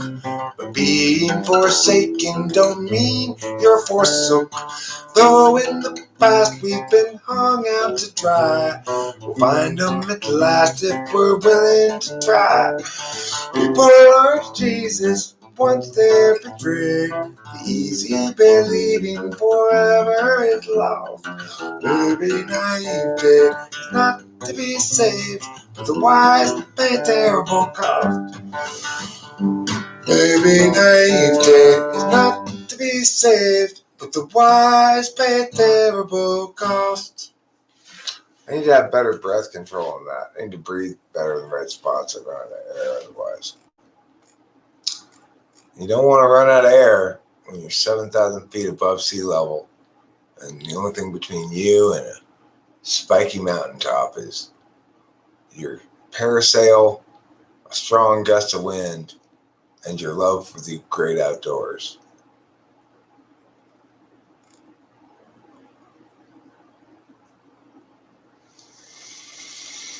You don't want to be stuck in that world. Nobody does. I don't blame you. Who would blame you? After all, you're living on a time frame I will never know. Alienation and humanity's soul. Imagine you a future after the collapse, returning to the urgency of isolated past. Picturing community through your metaphysics. You were hunting buffalo while you're picking bread delicious with the knowledge of the seasons and the wisdoms of old. Fires blazing in the night to keep a bit cold. Hostility is kept at bay by what you think is in the way of life as children of the land. Then God be weatherman. Imagining a history that never could have been. The lecture at the college, advancement is a sin. Lamenting disconnection in every corporate act. Asserting all your feelings and ignoring all the facts. Hostility is kept at bay by what you think is in the way of life as children of the land. Within the garbage weatherman, you find maternity just so banal. Wish you had been born any time but now. And your experience won't run afoul of exceptions you might allow. You visualize nobility sipping on some port. Your tribes of peaceful savages in beautiful comport. A few of history's people have audaciously take to port. Cause life was solitary, nasty, brutish, poor, and short. Hostility is kept at bay by what you think is in the way of life as children of the land. Within a guy with weatherman. Within a guy with weatherman. It's a good song.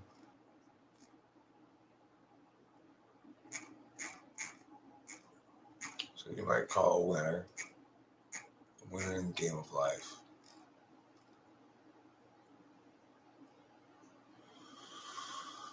Of course, you could call it a loser in the game of life as well. That would be discouraging. Don't call my song a loser, I might say. Shocked dismay. Please. Anything but that. These are words I might say. Theoretically.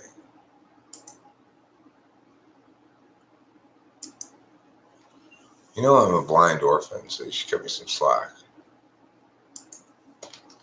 You are not a blind orphan. I am. My name's Open.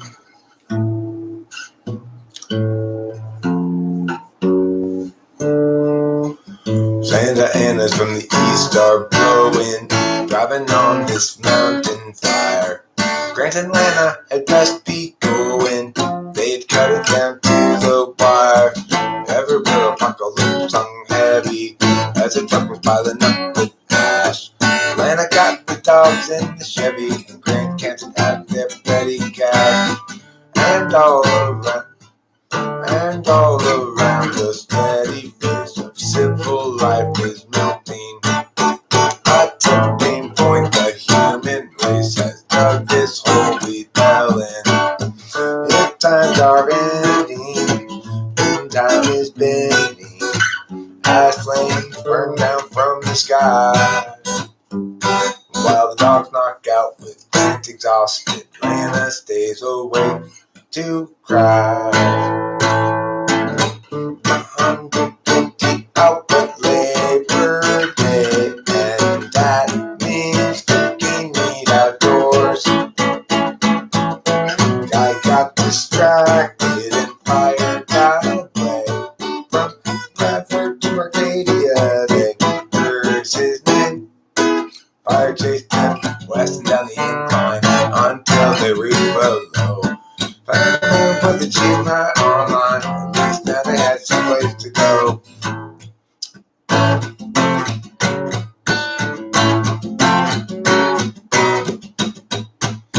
Fire chased them west and down the incline until they reached the foothills below. Found a room cheap for the night online, at least now they had someplace to go. Tomorrow they'd evaluate their options, now that their life had burned away. Lana's sister has a place in Laughlin, wasn't really any more to say. And all around the steady face of civil life is melting. A tipping point, the human race has dug this hole we fell in. If times are ending, and time is bending, rains rain down from the sky. While the dogs knock out with Grant exhausted, Lana stays awake to cry. While the dogs knock out with Grant exhausted, Lana stays awake to cry. You know, that's about the best I've ever played that song, actually.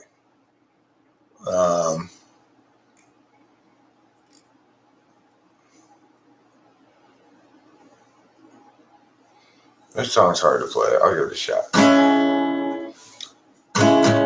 Too much noise. Too much noise in the data stream. Loud enough to disrupt everybody's dreams. Frustrations mean mistakes are made. Till it seems everybody's just growing change.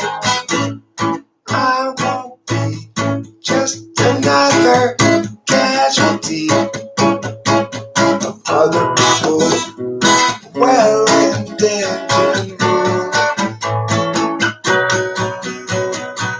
I used to think that tomorrow there'd be time for yesterday.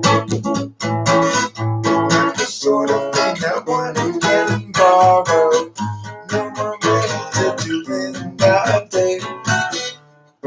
Uncertainty is implicit, just like an unexpected visit from a bunch of men all dressed in blue suits. I can't be just another casualty of other people's well-intentioned rules. I used to think that tomorrow yesterday. It's like the hardest song I have. It's so difficult to play. Well, it's been a long intermission, huh? I want to play something pleasant before I leave, though. I don't want to end with that difficult song that I didn't play well.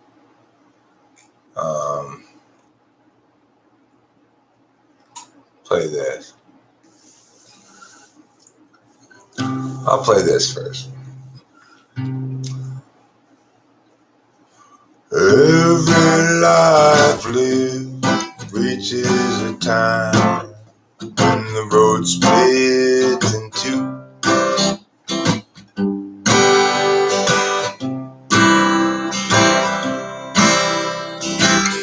There are times dark dark times, times of despair, times when it's hard to feel good. That's when I'll look for my sack full of solvency and that satchel of helpful goods. Satchel of helpful goods. Satchel of helpful goods. Satchel of helpful goods. Every life lived reaches an end when the road disappears.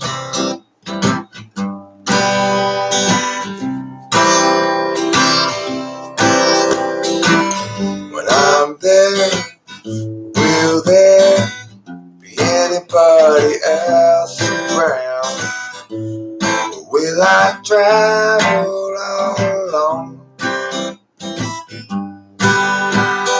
And that's when I look for a sack full of solvency and that satchel of helpful goods. Satchel of helpful goods. Satchel of helpful goods. Satchel of helpful goods. Satchel of helpful goods. Satchel of helpful goods. Satchel of helpful goods.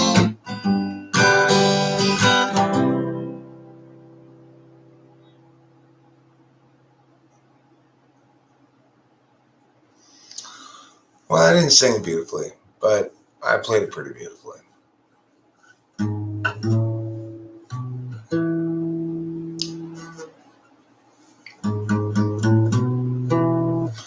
What's the matter with Chad? What's the matter with Chad? Is he terribly bad? Is he very like Dan, who's a terrible man? Is he sort of like Jill, who can't pay her bill? Or sort of like Jack, too stuck on the back? What's the matter with Drew?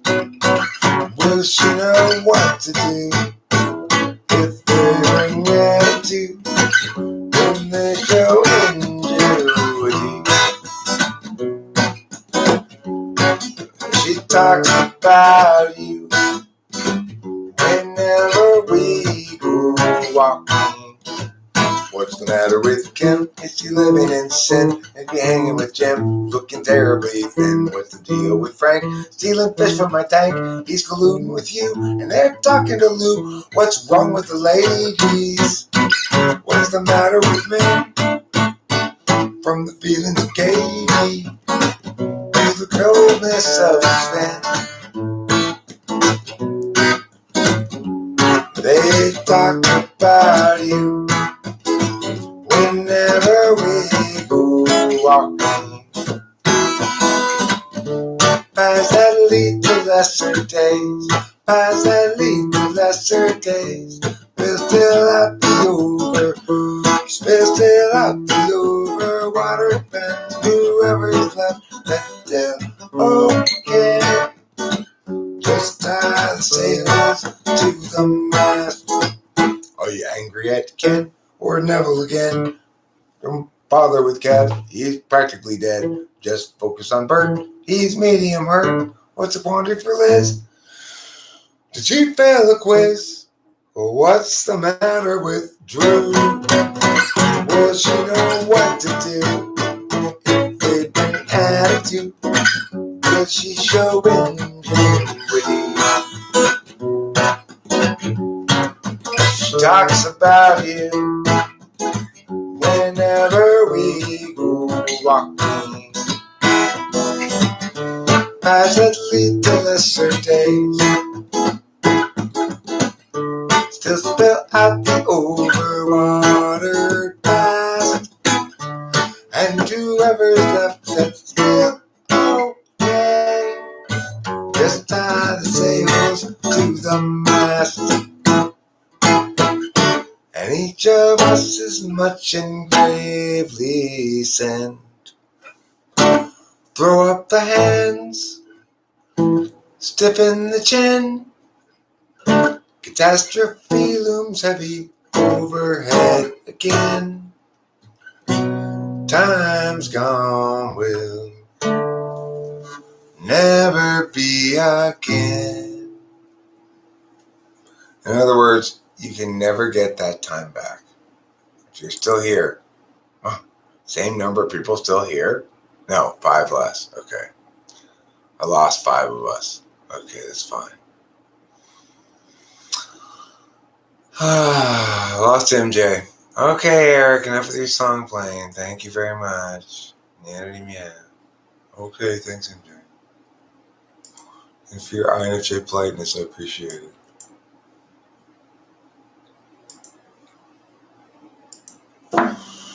So, anyway.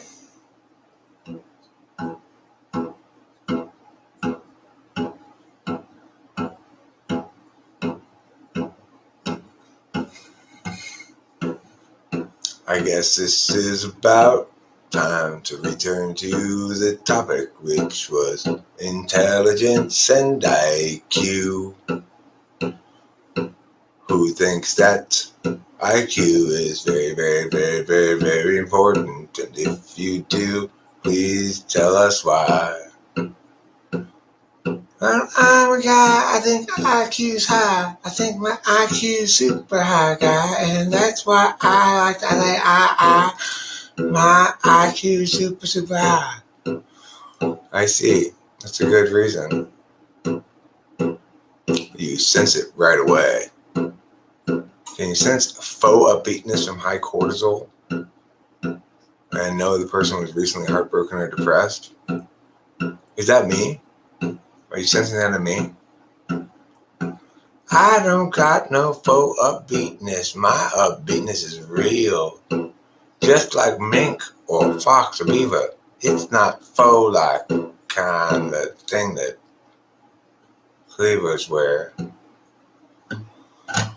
I'm getting kind of tired, I guess.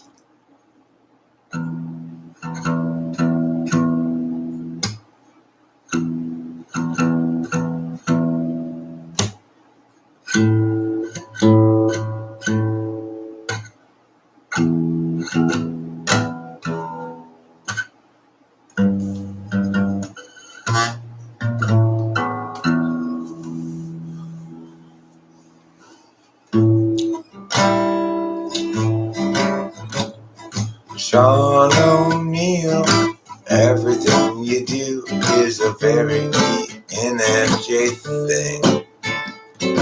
Even when your TI is working, it don't mean that's the song you sing.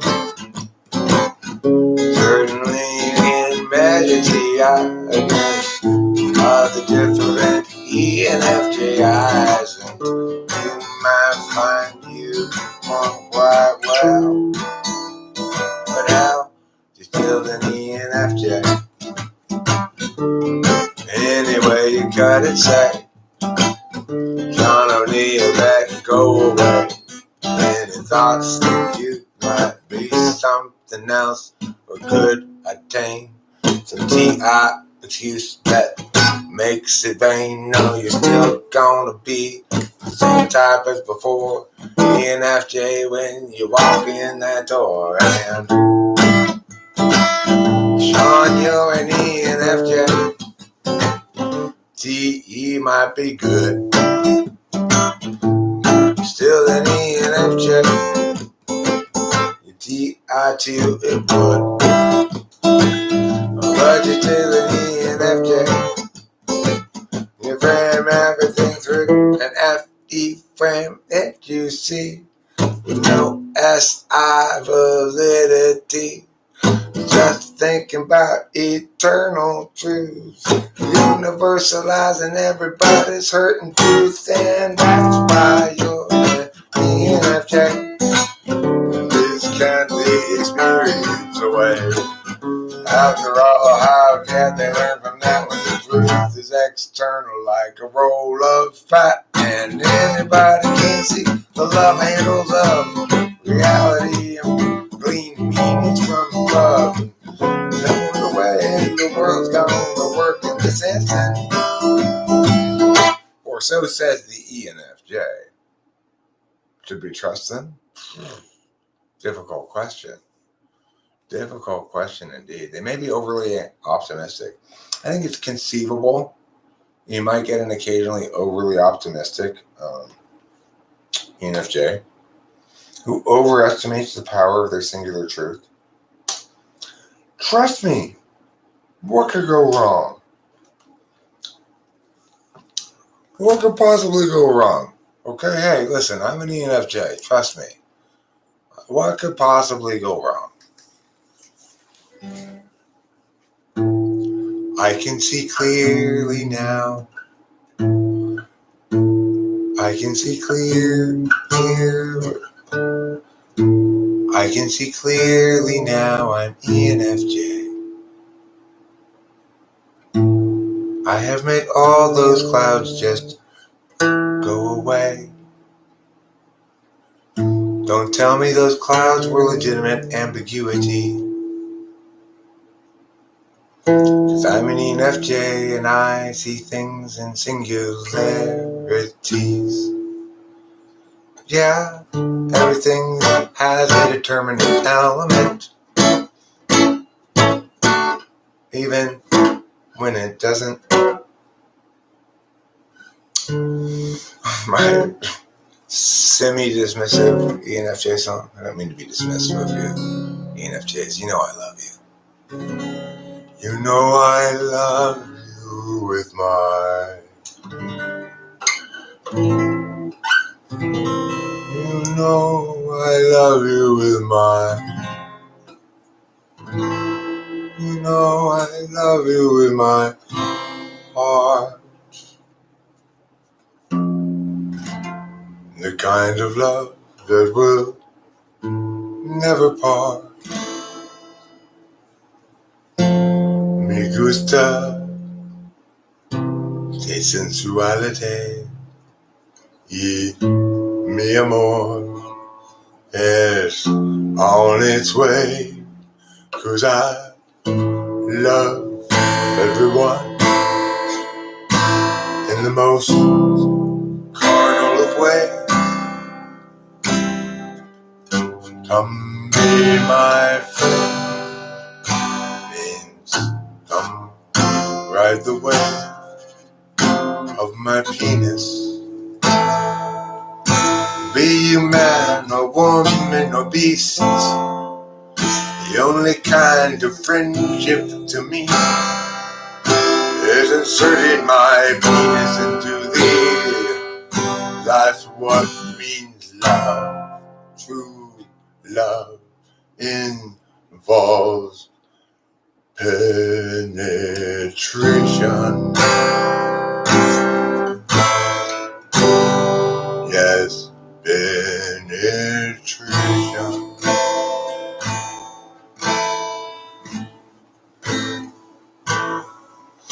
If you don't want me to penetrate you with my penis, perhaps this stick will do. If you don't want me to penetrate you with my penis, perhaps you prefer my shoe. If you don't want me to penetrate you with my penis, maybe you're just a fool indeed. Doesn't know the meaning of penis indeed. Maybe you misspoke and said you wanted it instead. Yes, that is likely the answer to this confusing song. You just want my schlong. Love is a many splendid thing, where my genitals get to sing, and your holes all get probed in the most professional penis robe.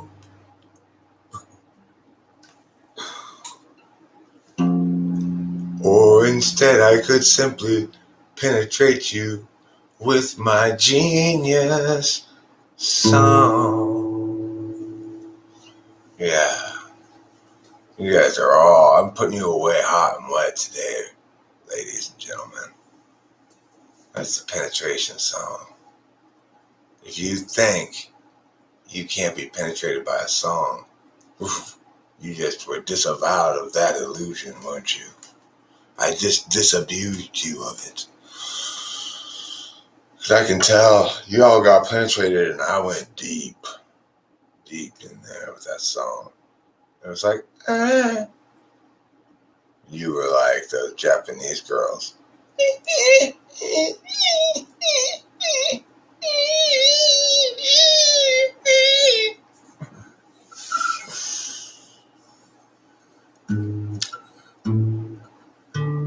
The British, huh?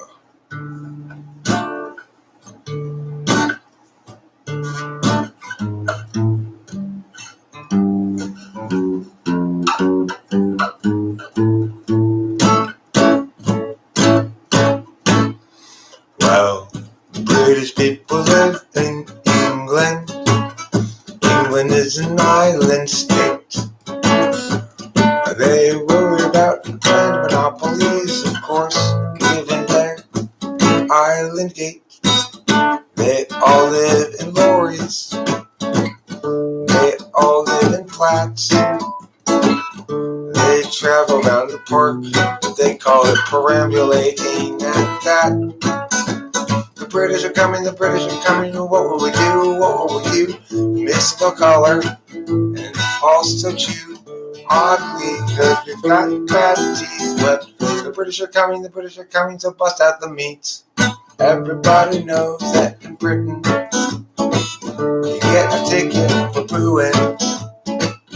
Everybody knows in Britain, everybody always knows exactly what they are doing.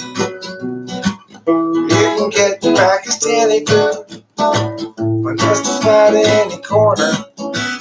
And if you don't like Pakistani food, well, there's curry instead.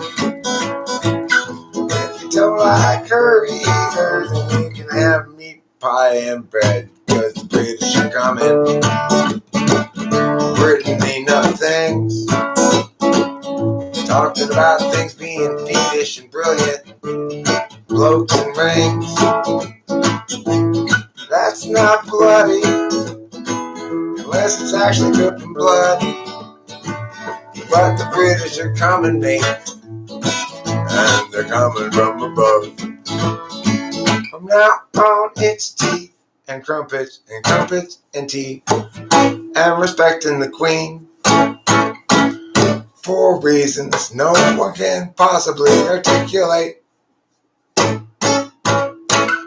Now I care a lot about Meghan Markle, and I care about the guy she's married to, and I wonder whether they should get a divorce.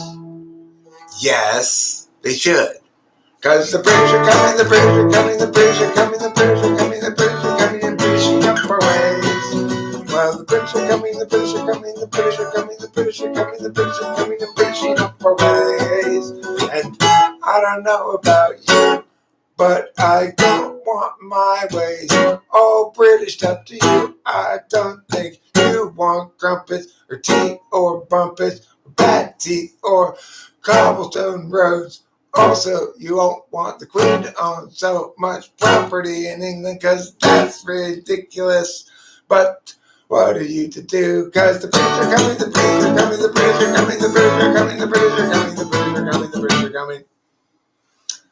There you go. That's song with the British.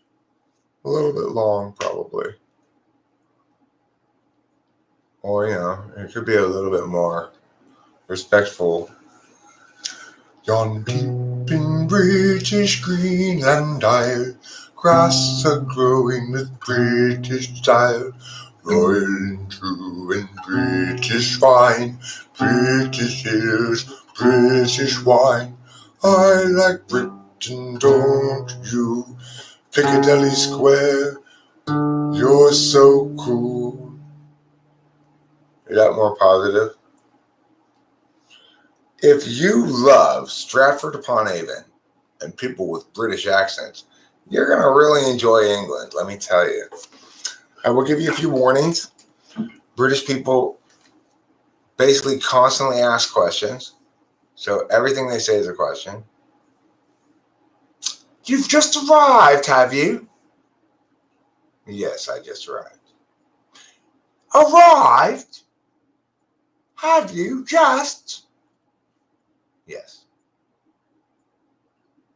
Going to the hotel then? Yes, I'm going to the hotel. Are you? Yes.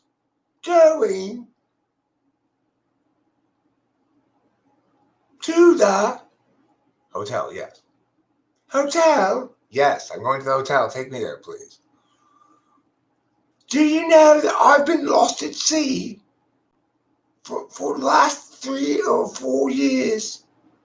Did you know that? Have you seen this? Have you? It's the cigarette lighter. Yes, I've seen that. I thought maybe they invented it when I was lost at sea. No, this has been around for a long time. Should I ask you about this lost at sea thing?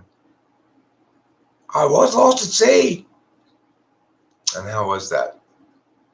I had to eat seagulls and fishes. And you must have trouble getting fresh water. No, it rained. Rained almost every day. It was remarkable.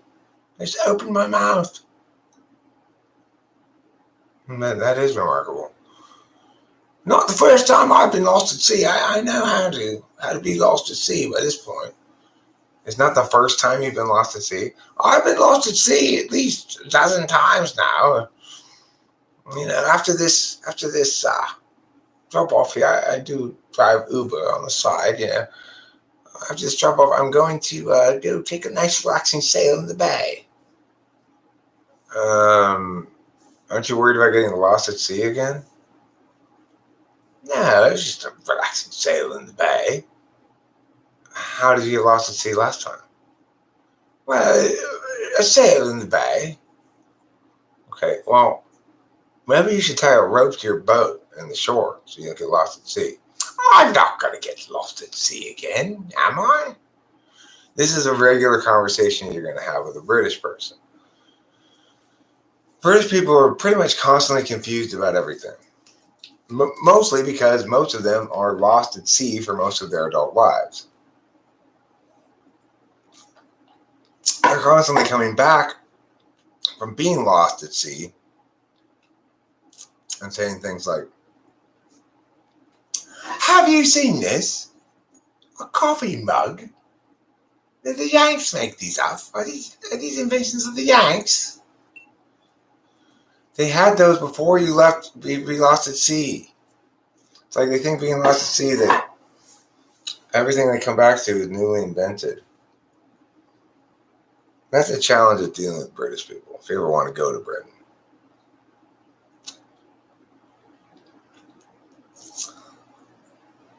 What's that? With those circles? That's my brassiere, dear. It holds up my breasts. Brassiere? Did the Yanks invent that? I've never heard of it. No, we've had brassieres since before you were lost at sea, dear. Holding up your breasts, you say? They're not naturally like that. No, dear, they're somewhat more saggy than this. Saggy, you say? Because of your brassiere? No, dear, the brassiere prevents sagginess.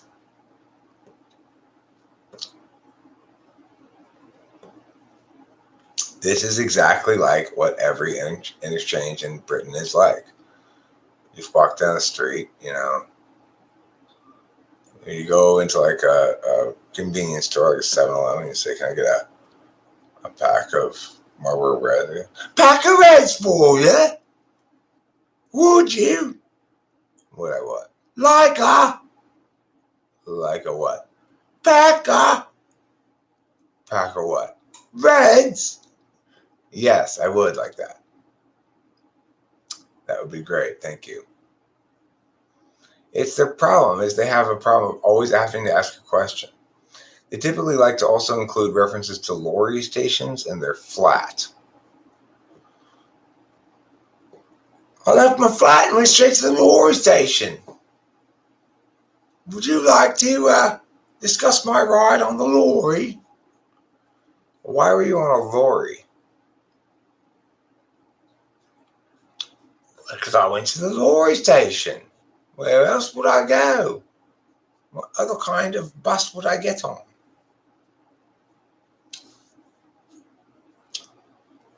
You know, the Germans are very different.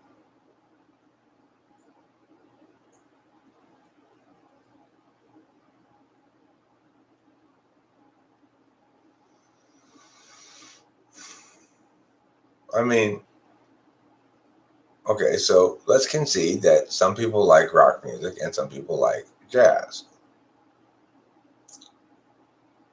And your answer is because the idea of good is subjective. It's that simple. But there's a lot of other possibilities, right? Possible ways to answer your question.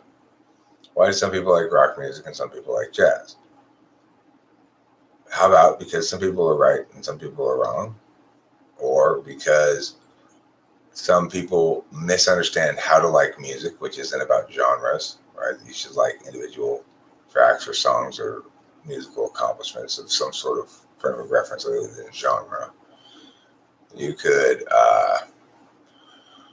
point out that there are good instances of music in both genres, and that somebody could be correct within the jazz genre and somebody else be correct within the rock genre, and not run afoul of each other in any sense, nor run afoul of the notion that the good is objective.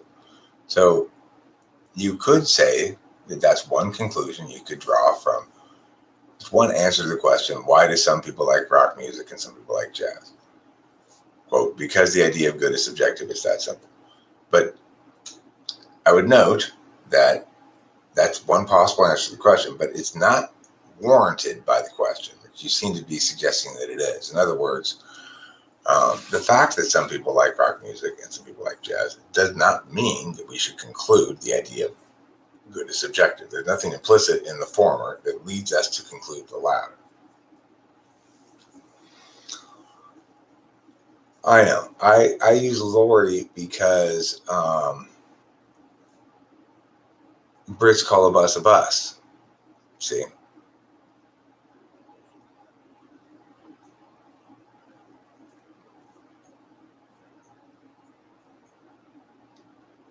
And interestingly, the first horses were bus drawn. So, kind of a chicken and egg thing.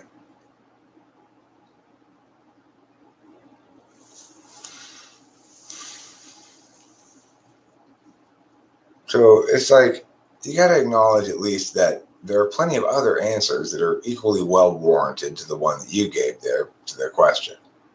Now, you may not agree with the other answers, but it's absolutely the case that that's not the answer that logically follows from the question. It's an answer that's not warranted with anything. You say because people disagree, something is subjective, but we know that's not the case. Like, there are facts that people disagree with, but nevertheless they're objectively facts. Some people disagree, perhaps that I'm 6'4". Maybe they think, no, he's not 6'4". He's exaggerating. Well, in those instances, those people would be wrong about the facts, and I'd be right. And that's an easy one to talk about because you're talking about a concrete external piece of objective data that's measurable with a standard measuring metric. In other words, when we say something's 10 inches long, then we say if you use this standard measuring stick with inches that are uniform across these sticks, then you will get the correct and accurate understanding of how long this thing is, right? So, I mean, it's not really open for dispute that some communications can be objectively verified and that disagreement with those objectively verified truths still occurs. So the fact that disagreement occurs is not a reason to think that it's subjective, right?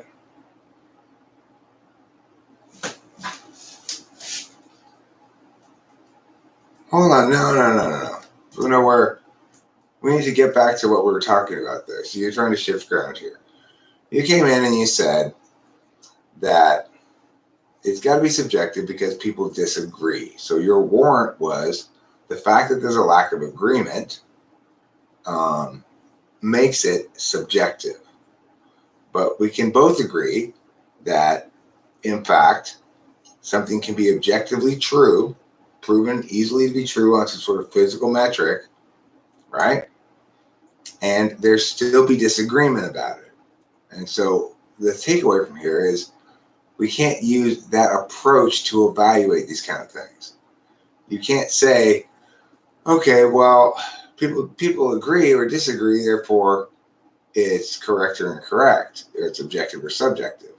There's not complete consensus about anything, so that would eliminate anything from being objective. And the fact is, consensus correlates somewhat with objectively true, but only sort of. And it's certainly not a reason to conclude definitively that something is true or false either way. Okay, but you're not answering what I said, Blue Nowhere. Let's go back to what you said and what I said and respond to that on point, okay? So go back to what I said, which is specifically about your warrant, okay? So your warrant coming in was because there's disagreement about what's good, that it's subjective, okay? I pointed out successfully that agreement doesn't determine subjectivity or objectivity in any other aspect of life. Why would it here, right? So if I can weigh a pound of bananas and show it's a pound of bananas, and the person at the cashier shows it's a pound of bananas, and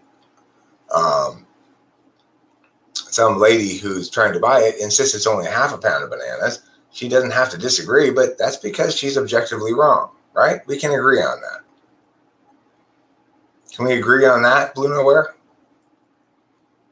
That when one person is trying to tell the cashier that what really weighs a pound only weighs half a pound because they're trying to save money, that on that statement of how much it weighs, one person is objectively correct and one person is objectively wrong, right? Because we got to make progress. When we make progress, that means we have to acknowledge things and make progress. So, okay. So now that we understand that it's not, in fact, consensus, so that some people liking rock music and some people liking jazz is not a warrant for the idea that good is subjective. Disagreement doesn't make something subjective. So we've eliminated that warrant. So now let's come up with, then, what's your second warrant for why you think that aesthetic goods are subjective?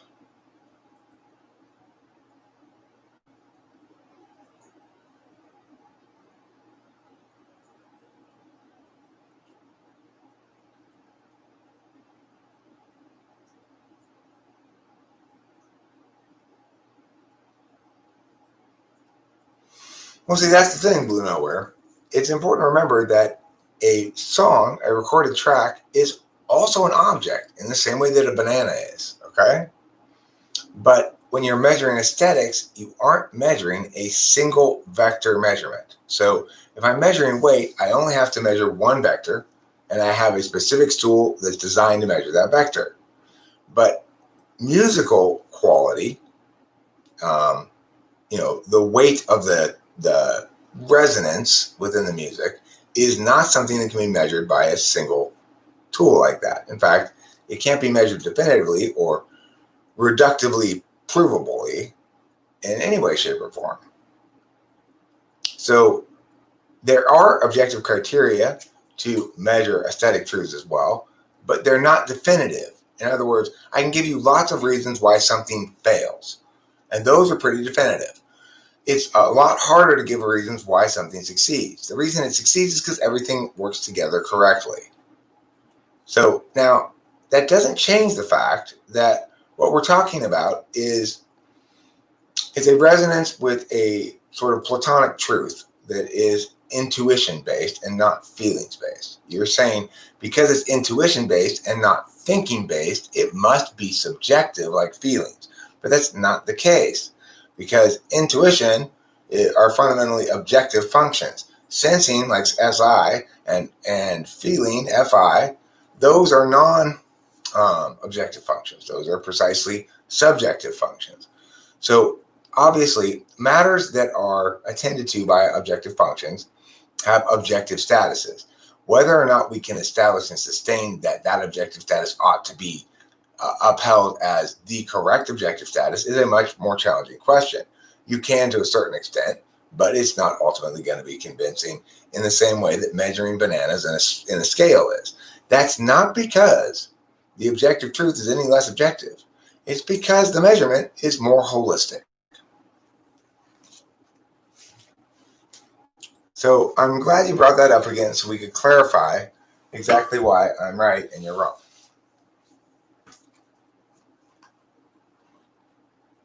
People have their own subjective experiences, and they may have very enjoyable subjective experiences with a given piece of music. And that may or may not link to the quality of the music.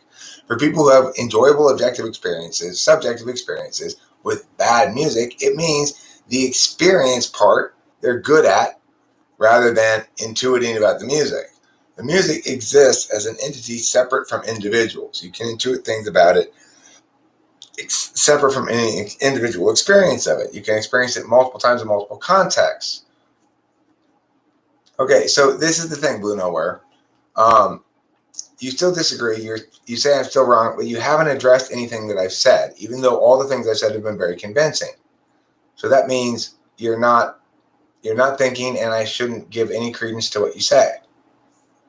I do you the courtesy of responding to what you say, but you don't do me the courtesy of responding to what I say.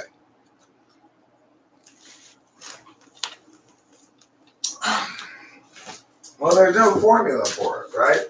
It's a holistic intuition thing. Let's say Sergeant Bob is an intuitive cop, and Sergeant Dave is not an intuitive cop. And Sergeant Bob is an introvertedly intuitive cop. Now, Sergeant Bob may piece together all the various hints and puzzles from all the clues and correctly conclude that Josephine, the criminal, is guilty of this crime. He's correct, right? He's objectively correct, but he can't prove it until Officer Bob does all the legwork to establish the actual links in the admissible evidence in court. So the thing to remember is music is like those two officers. The intuitive officer who understands, hey, shit, Bob's guilty here. I can just tell from lots of body language cues and other things he's guilty. Now, note, sometimes the intuitive's wrong. The intuitive's not always right. Time tells, But it is also the case that the intuitive explanation is not enough to get a conviction in court because it's filled with intuitive leaps and filling of gaps and stuff. So it's fine to dislike what I'm saying. It's fine to say, I don't like that aesthetic truths are objective. I don't want them to be objective. That's fine. We want you to own and take seriously your feelings. And the fact that you don't want it to be the case, that these things are objective, is important. It does matter. And spend time thinking about that and reflecting on it, that you don't want this to be the case. And you have your reasons for not wanting it to be the case. And those reasons matter. But don't let it make you wrong. That means acknowledge that you're not wanting this to be the case is not the winning argument here. And that since you don't have any good reasons to maintain your position, you should adopt the position that does have good reasons, the ones I've articulated. If you're not doing that, then you're not focusing on the right aspect of your feelings. The aspect of your feelings you should be focusing on is, dang, I really want my truth to be true here. And that's curious because I know it's not. It doesn't withstand scrutiny, and what Eric was saying makes a lot more sense. So I need to come to terms with giving up on what I really, really want, which is my interpretation to be right, and letting that go and choosing to be more correct in the long term, not make this mistake again, rather than cling to my wrongness and think it's part of me. You need to detach from your positions because they're not part of you. That's your growth process. Your growth process is to get rid of positions that aren't reflective of reality, that are fundamentally dishonest or avoidant or evasive or incomplete in their understanding, and replace them with more complete understandings and more nuanced and more correct positions. So it's like, but step one of that, Blue Nowhere, is coming to terms with this powerful attachment you have to the existing positions, even in the face of clear defeat, So that's how to move forward. That's how to grow out of, I'd say a political toddlerhood of sorts that doesn't deal with things as real complex issues, but as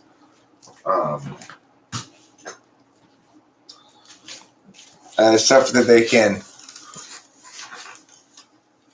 lose every point and say, well, I still believe what I believe. Now that's doubling down, right? You don't ever double down when you're wrong. Once it's been established that you're wrong, all good human beings reject their own wrongness and replace it with the correct thing. Once it's been established, don't try to double down. This is what ENTPs especially love to do. So it's not like my type's immune, but FI types certainly can do it as well. They get attached to their wrongness and they say, not only am I not wrong, but I'm extra not wrong, and you're extra wrong, Eric. And then they double down. And that's always a disaster. Just trust me when I'm telling you these things. I don't have an interest in calculus. I don't care. I want you to be right. I don't want you to be wrong.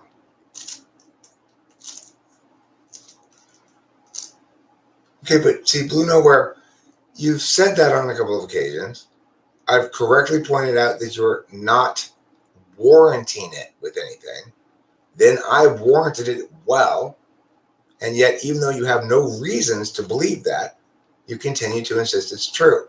Insisting things that are true and that you don't have nor need any reasons to know they're true is the best way to be wrong.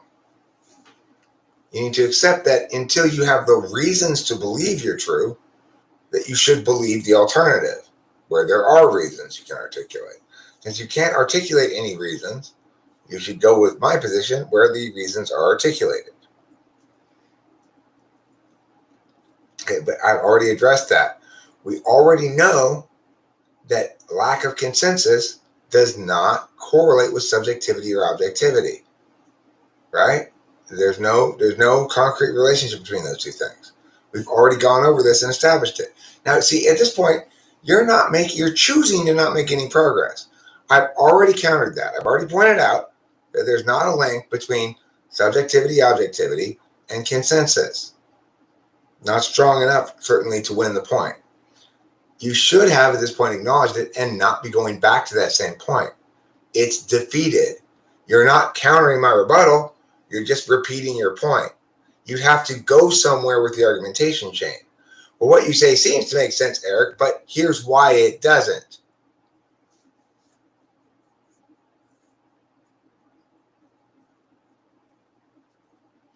I agree that you can't. See, you're ignoring what I'm saying again. You're Blue Nowhere and you're just repeating yourself. I agree that with holistic assessments, you can't reduce them to a single criterion. That doesn't mean they're both subjective, okay? In other words, standards, while allowing for more discretion than rules, are not subjective or arbitrary because they establish standards. You have to be honest here, okay? So what that means, to be honest in this case, is to say, Eric's right. I have not established that a lack of consensus means subjectivity.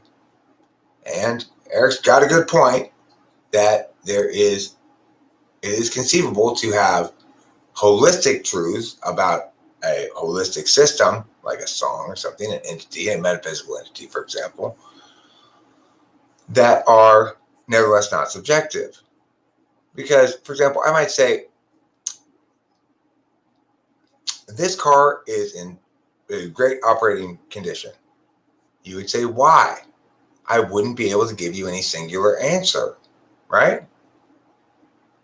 Blue Nowhere? It's not because my position is subjective. It's because the issue of great operating condition is inclusive of many different factors that all have to be operating together for great operating condition to be attained. So just because you can't reduce the reason for great operating condition to a single condition, it doesn't mean that the statement is not objectively so. Well, see, this is why, Blue Nowhere, you're done with this conversation because you don't want to make any progress. Making progress means, okay, here's where I was wrong. Here's what I'm going to get rid of from my thinking because that was wrong thinking. That's making progress. It's not because I'm a better debater. I am right because I have reasons to believe I'm correct and you have none. You just have your feelings. Okay? So for any intents and purposes, between us, when we disagree, I'm right and you're always wrong until you decide to embrace having reasons for things. If you don't have reasons and it's just your feelings, you can't ever be right about anything. That's just saying, well, I arbitrarily think we should do this. Why? Well, because of my feelings. You haven't established a warrant that sustains any scrutiny. It's not because I'm a better debater. It's because you failed to do the job you need to do to ascribe to beliefs.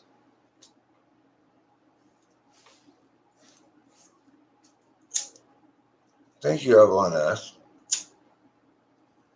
Are you being sarcastic? I think you might be being sarcastic. I'm not sure. I'm a little skeptical of that.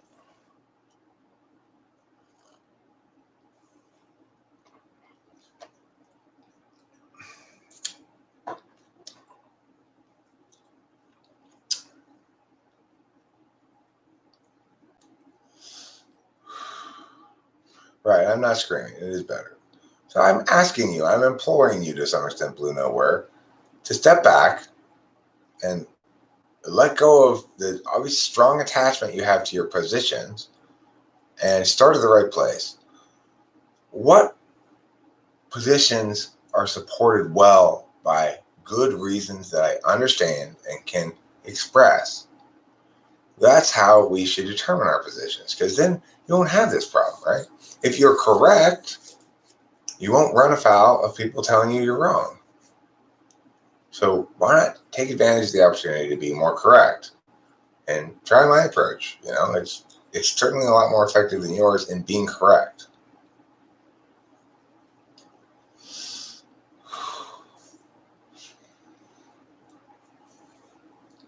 Anyhow, it's this whole IQ thing that prompted this.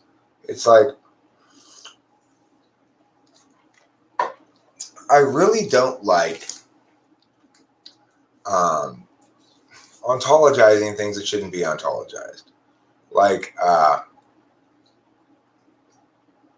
okay, but you just keep repeating that claim without any warrant. I've warranted my positions. You just make your claim without any justifications for it. So you need to understand something, Blue Nowhere. If you want to engage in any meaningful way intellectually with me, and maybe you don't, and that's fine.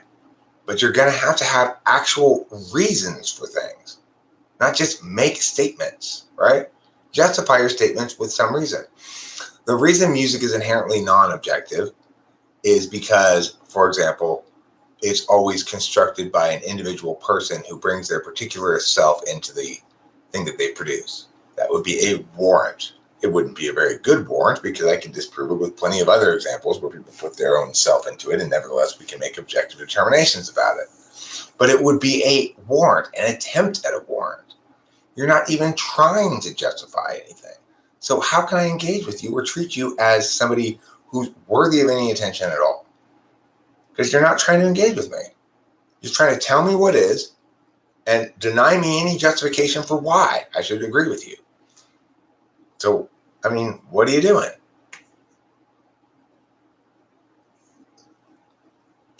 This little niche corner of the internet we have here is special. I agree. It's very special.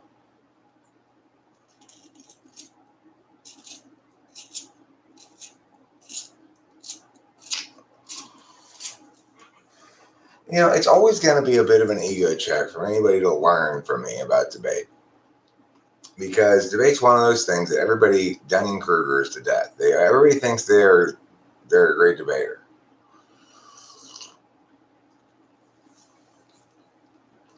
No, that's an objective measurement of material success, not of aesthetic good. I mean, you could try to make it a correlate of some sort, but it's certainly not a direct indication. It's certainly conceivable that something very good or better than something worse would be less successful then.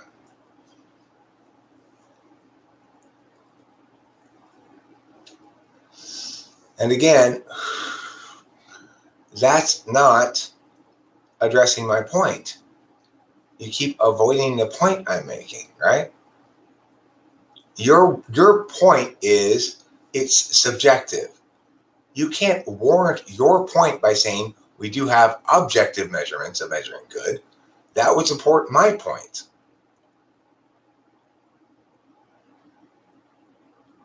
Well, if material success is high, then a lot of people may believe it's aesthetically good in their perception. But that's not a reason for your position, right? Your position is that there is not an objective good, that it's subjective. So giving me a metric that could sort of substitute in for an objective metric, which is not really an objective metric of aesthetic quality at all, does not prove your point or warrant it in any way, shape, or form. It's completely irrelevant. You did not give me a reason for your position.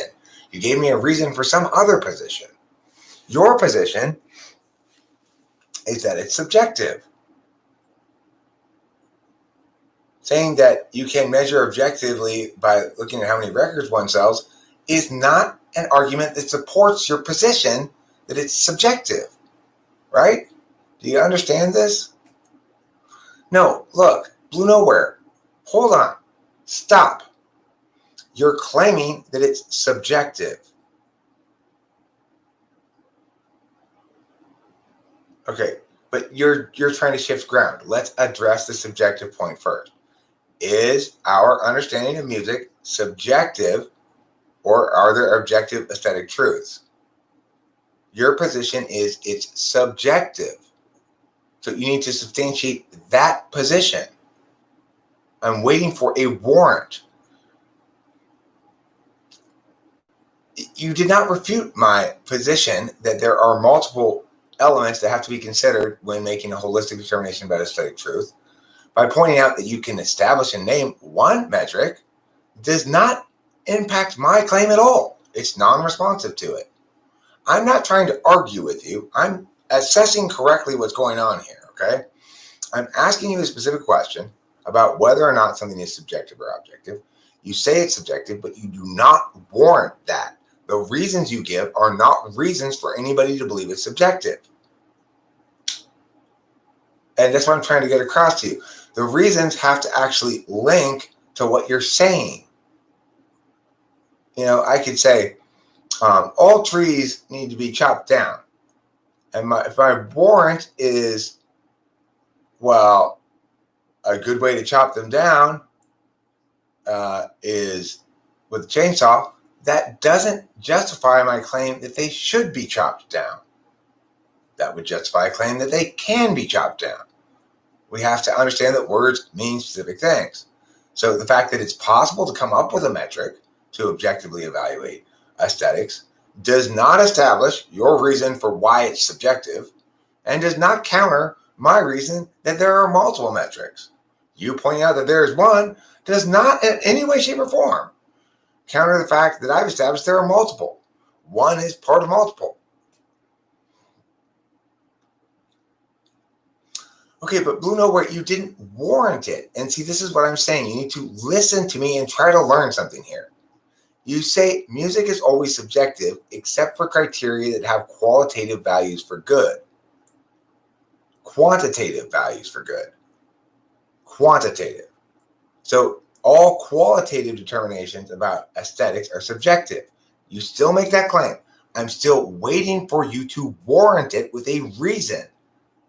You still have not provided a reason that justifies that claim. Can you please do so? If you want me to take you seriously, you're going to need to justify a claim. You can't just make it, right?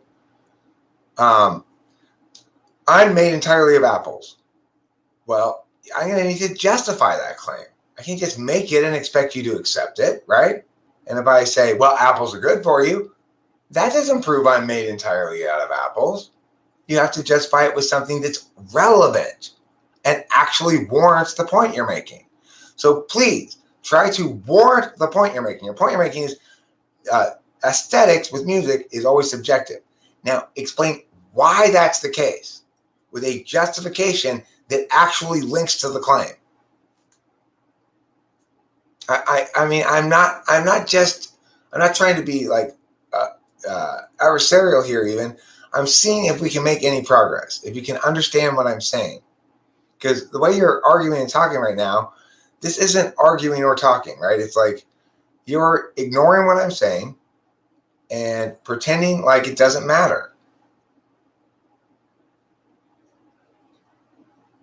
Yeah, so give me a warrant. I already gave you an example of a warrant.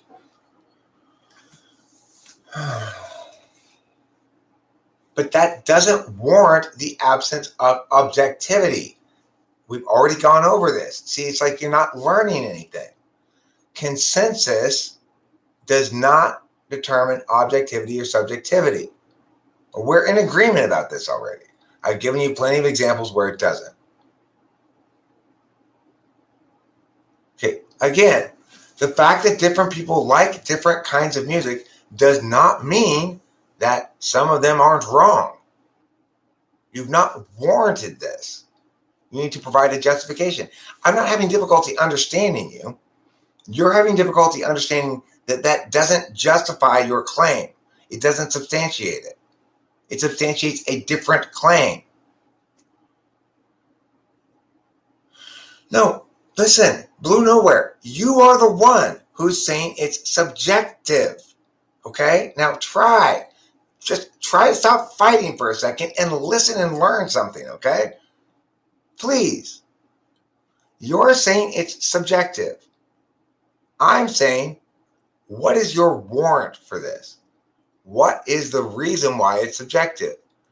The fact that people don't agree is not a reason to think something's subjective. We've already gone over that. Don't repeat that false warrant, okay? We've already established there are lots of things that are objective about which people still don't agree. Okay, Blue Nowhere. No, listen. What I'm saying is you've made the claim that it's subjective. So substantiate that claim. Why is it subjective? Because our experiences of it are different? That doesn't justify us saying it's subjective. Objective data, for example, is data accessible to all parties equally. That doesn't mean everyone's going to emotionally respond the same way to that data. So we know that's not a warrant for it. You need to actually try to warrant it.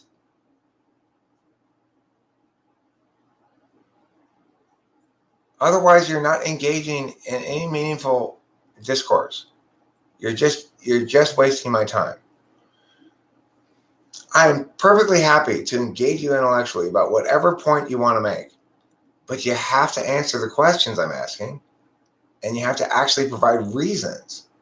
Now, Blue Nowhere, we will absolutely agree if we both are willing to use reason instead of feelings. It's not natural to you, it's natural to me. But I'm asking you to learn. This is not the appropriate forum for feelings. You can't make public policy decisions based on your feelings. And we can see that you can't make decisions about philosophy based on your feelings either. You need justifications, warrants. You need to withstand scrutiny. The way you grow and I grow is we both honestly engage and allow our ideas to be scrutinized and allow ourselves to detach and dismiss those ideas that are wrong when they don't withstand scrutiny.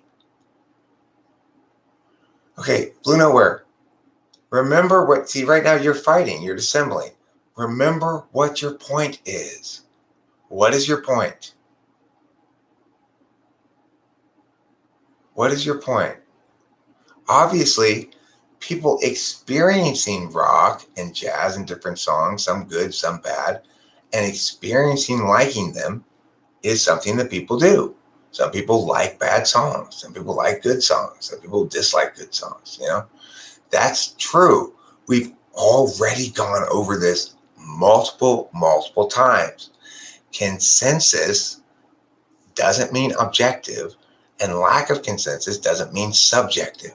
So that's not a warrant. That's not a justification for your claim that aesthetic truths are subjective. I continue to ask you to actually justify it. You keep repeating the same thing. You're not answering my questions. You're not engaging honestly. This kind of dishonest talk is what makes it almost impossible to make progress in discourse. You could be a much better human being after this conversation, a vastly better human being, but it would require you to be honest and say, oh, I guess I'm wrong about this. Again, how dare you repeat yourself again? We've already established that consensus is not a means to determine subjective or objective. We've already determined that. You keep repeating yourself and ignoring what I'm saying.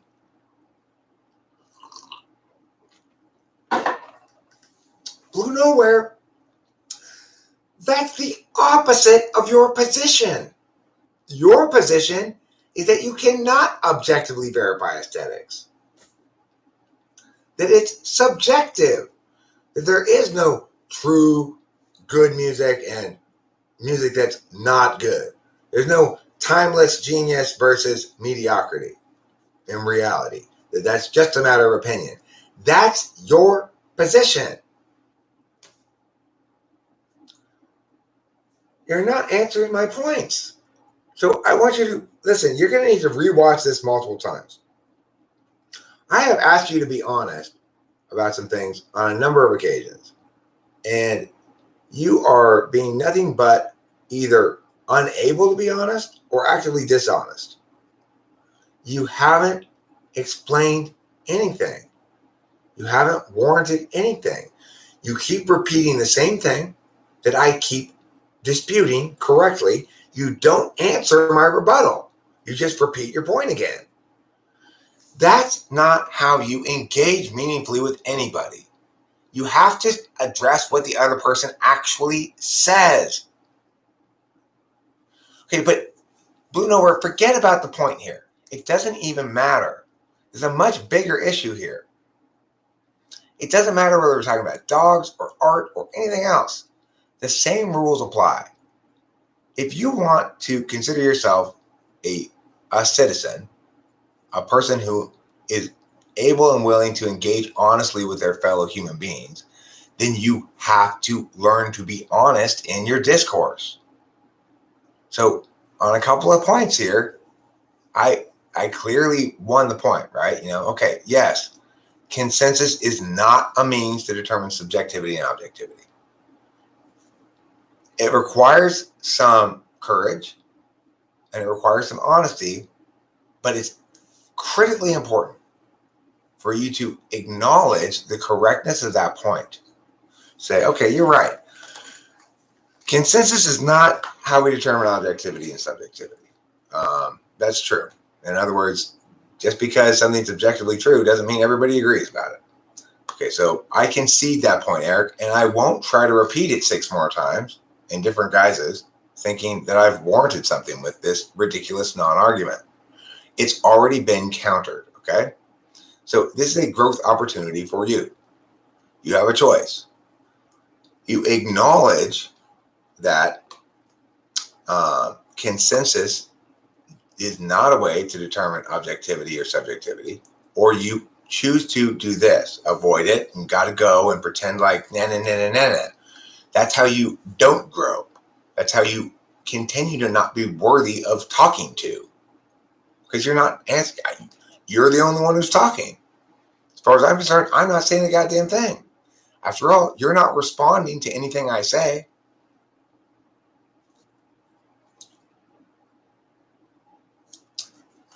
No, but Blue Nowhere, you're not responding to anything I say. That's extraordinarily rude. You're not worth my time and attention if you don't listen to me and respond to what I say when I do you the courtesy of listening to you and responding to what you say. And that's something you got to take away and think about. You're extraordinarily rude and selfish because I do you the favor of addressing what you say and you ignore what I say.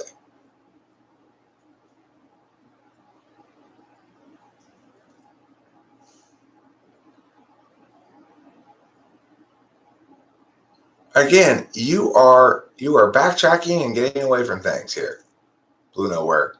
We have a simple point that we can work on right now. Do you agree that consensus does not determine objectivity and subjectivity? Do you agree with that or not?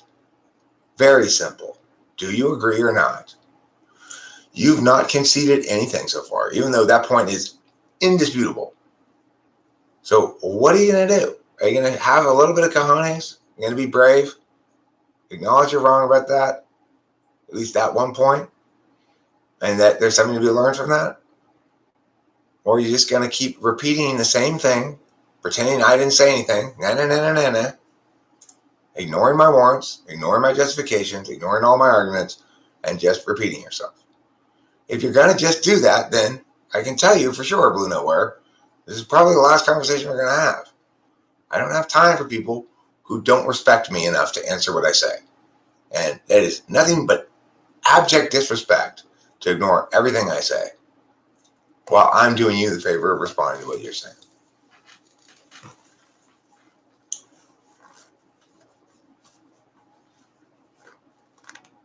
Well, I'm not saying that's likely to be the case, Tom Jefferson. There may be a correlation between objectively good and popular, but I'm saying that consensus is not a way that we determine whether something's objective. It was objectively true that the planets in the solar system did not engage in a series of ever more complicated concentric circles, as was the consensus among astronomers back when Galileo had his more realistic version of the universe rejected by the Catholic Church. So, again, though, Blue Nowhere, your position is not substantiated by giving me a metric to determine objectivity, because your claim is that it's subjective. Does this not get through to you? You're not substantiating your own claim. What you're saying doesn't prove what you said. Do you not get this? I've said it so many different ways. I've taught it so well to you at this point. Please understand that what you're saying there does not support or substantiate your central thesis. And you've yet to do so. I mean, I have had compassion the whole time along. They don't need to understand, they don't need to use TI, but they should understand, hopefully by the end of this conversation, oh shit, I got a serious blind spot and it matters. And it's making me um,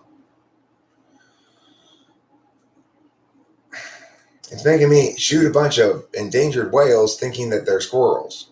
It's like you got to be careful if you're that blind to something. I am with FI too. So Evelyn comes in and says, have a little compassion for TI Polar. I get that, Blue Nowhere. I mean, you deserve some compassion. But the thing is, I try being very kind and very, very not angry in this whole thing. And I ask you to just please engage with the question that I'm asking you instead of trying to avoid it. Just answer the question. The thing is, when you answer questions, progress gets made. You learn that you were wrong or you learn that you were right.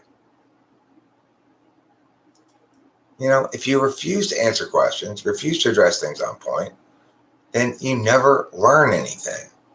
You never grow. And I don't care if you are an ESFP or an ENFP. You have the capacity to grow, to at least recognize that your own blind spot, you ought not have so much faith in it. I get that I ought not have so much faith in my blind spot. I worry about it. I fret that I don't love my loved ones well enough. I feel guilty about my dad and stuff. You too, Cloud. But you have to at least take a chance on doing something a little different. If you keep doing the same thing over and over and over again, you're not going to get any different results.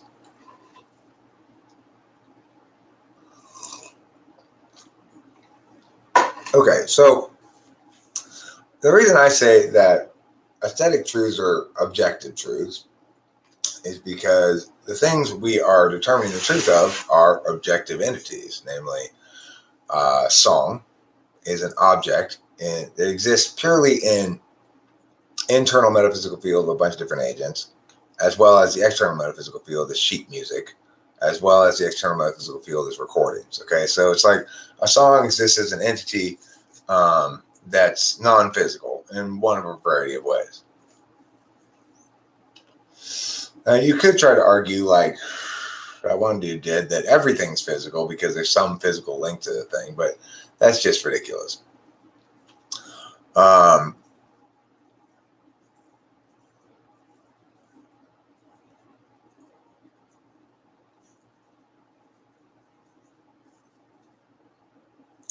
Okay, so let me pause and answer this question. Eric, what if I consider myself above you? Why would I want to change? Well, you probably want to change your perspective from one in which people are above or below each other to one in which people are right or wrong in the moment and saying handling shit well or handling shit poorly, a process orientation of things. The condemnation I make of IQ is one that says IQ affords people unearned legitimacy or unearned illegitimacy. How is he going to use it? Well, he's dumb, so he must not be right. Well, that's not true. Or he's smart, so we should listen to him. Oh, that's not a good idea. We should do what the best course of action is and affirm the best advocacy.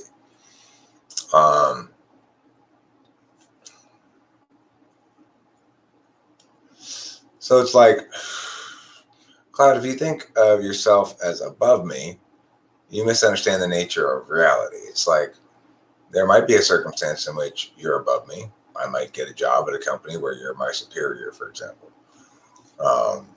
But the notion that one attains some sort of status like that I'm wiser than you or you're wiser than me, is missing the point entirely. It's what I'm trying to get across to Blue Nowhere as well. Hey, take a chance. Take a chance to actually engage with what I'm saying. Consider it as best you can, and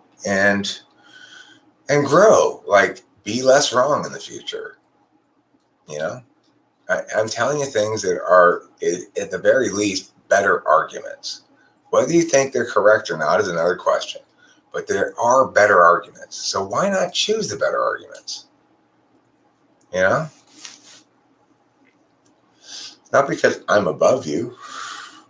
Where do you think I got all the better arguments? almost all of them from other people or other sources or a combination of things and a little bit of intuition. It's not like I um, I became so much more correct than you, Cloud, by being better than other people or above other people. I became so much more correct than you, Cloud, by acknowledging my fundamental equality to other people and conceding when they were right and adopting their correctnesses in exchange for my incorrectnesses. It's an act of humility to be successful, not status. Well, I mean, that's going to lead you astray, is what I'm saying. If you think people are not equal and you can determine things about some sort of ontological status you confer onto those people, you're very likely to make mistakes, especially since your anti is fourth. But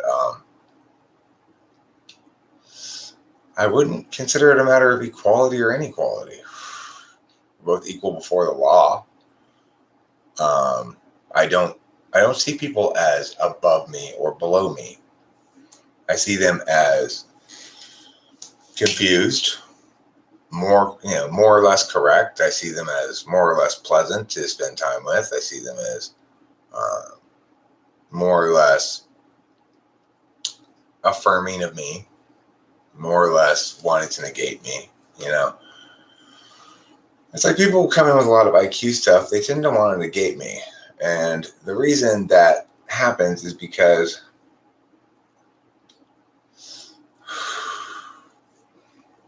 there's an assumption that I must think I'm really smart, and I must think I'm smarter than everybody else.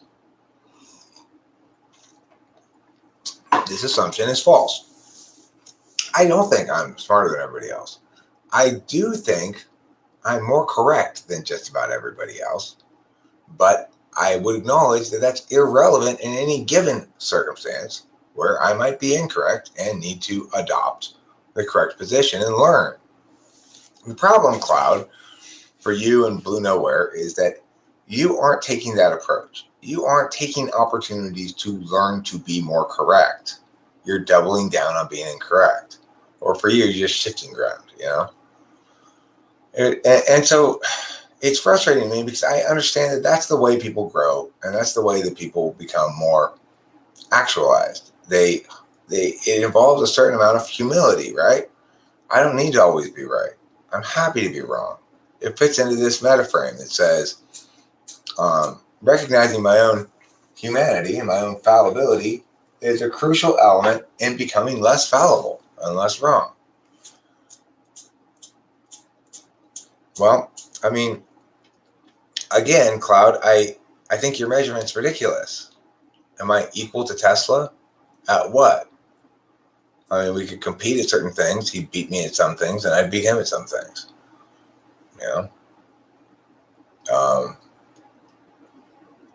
Is he more accomplished historically than I am? Has he attained more sort of groundbreaking shit? Yeah, he has. But why does that mean I'm not equal to him? Why judge that? It's like, why is that the condition by which human quality is determined? I'm at least as quality a person as anybody else. I don't feel inferior to anybody. I try not to feel superior to people either. I feel superior in certain exercises, and I would like to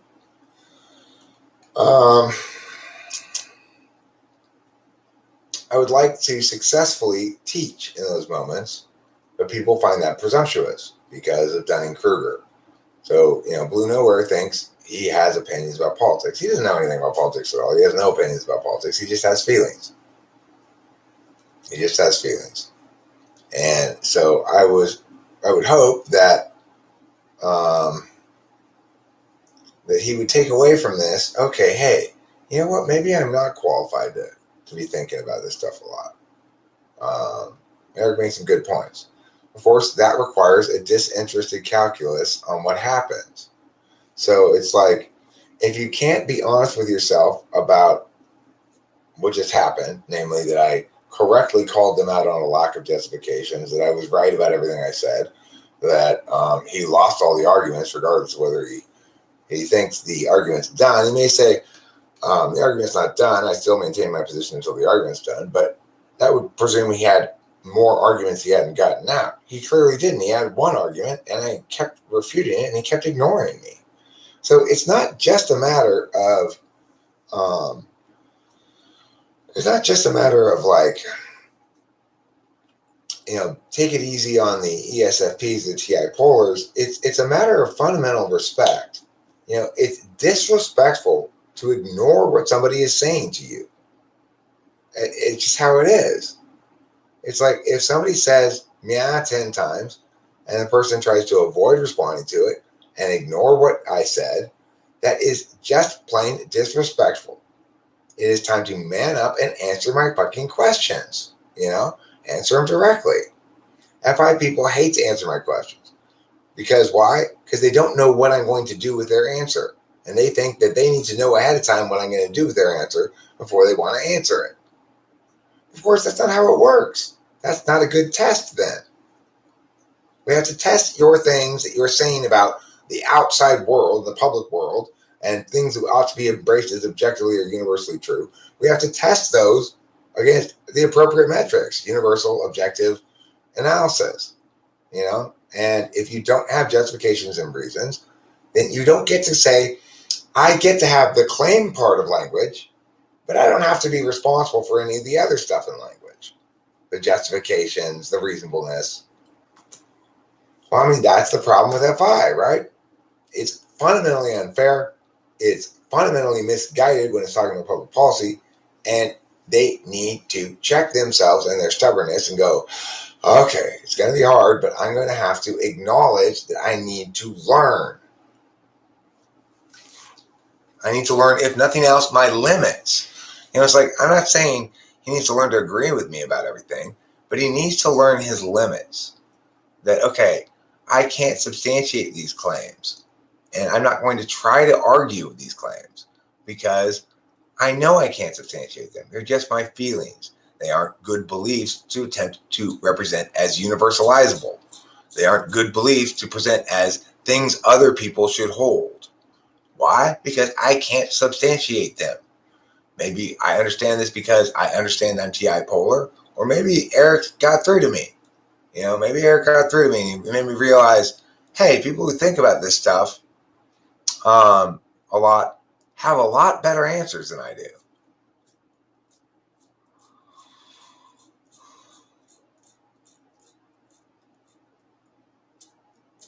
Yeah, the thing about FI polar growth, though, is it's really about learning to require people to treat you okay. Because the biggest risk for FI polar is being abused. Like Isaiah Rude letting himself get treated like garbage for a long time with his Raycello chick before he finally bailed.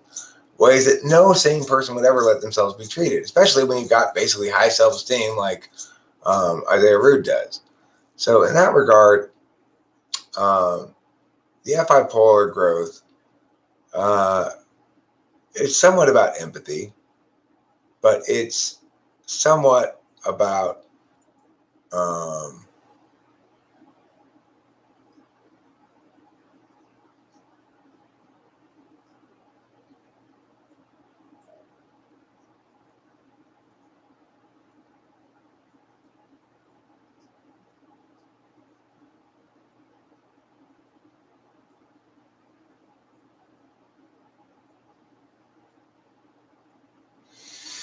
not understanding motivations, their own and sometimes others.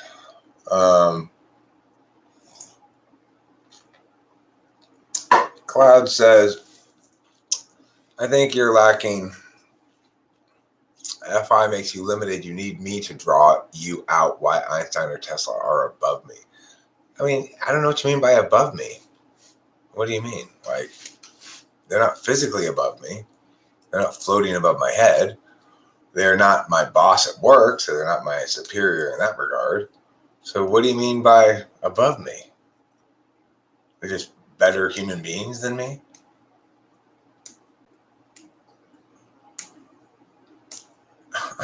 Cloud, I'm not provoking the FI people. I'm asking them to be fair in their communications. So when Blue Nowhere came in, I asked the same thing that Blue Nowhere asked of everybody else. Can you please substantiate your claim? Don't just make a claim. Give me a reason why it's true. He gave a reason. I explained that was not a reason. That, in fact, consensus does not tell us what's objective or subjective. Yes, it may correlate. There may be, in general, broader consensus about things that are objectively so. But objective, by any of a number of different possible definitional angles, is not determined by consensus. But instead of simply acknowledging that point and growing from the increased learning and knowledge, he wanted to avoid being accountable for that. He wanted to avoid learning anything. So it's like, I'm not saying FI people are I'm provoking them. I am challenging them. I mean, I'm challenging you. I'm challenging Blue Nowhere. Try a little bit to be respectful, because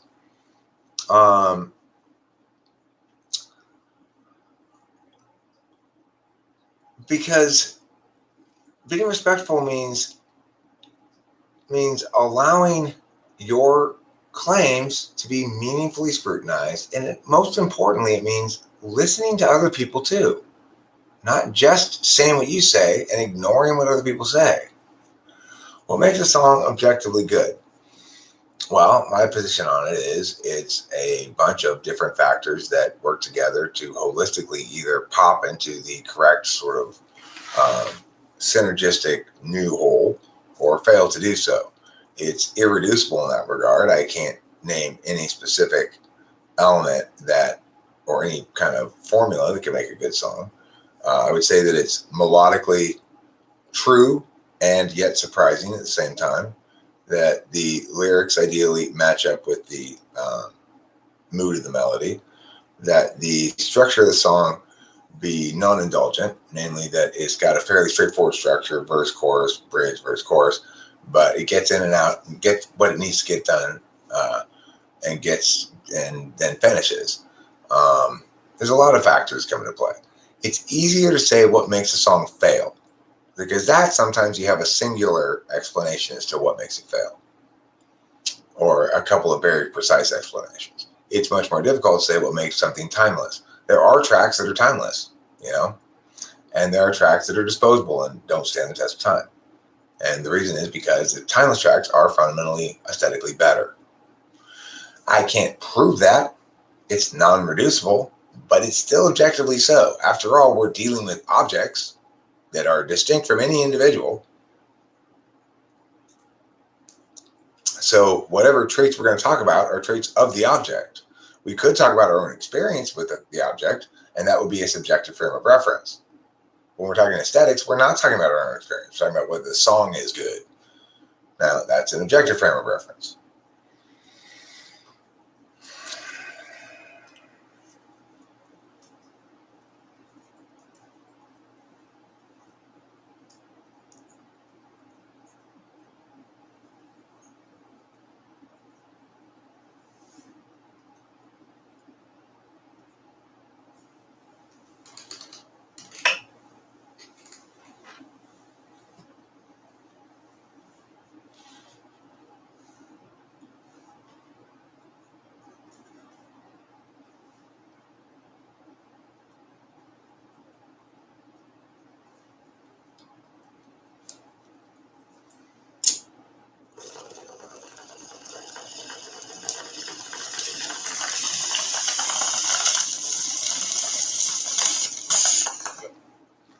And you know what they say?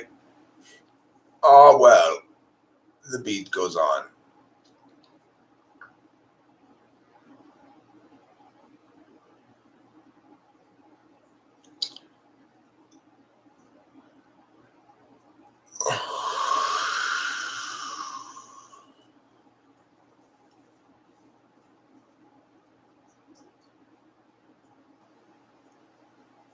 All right, I'm going to wrap it up. We're at 3:30. It's a fair amount of live streaming. It's 5:37 in the morning. So adios, goodbye, and farewell. I love you all, even the annoying people.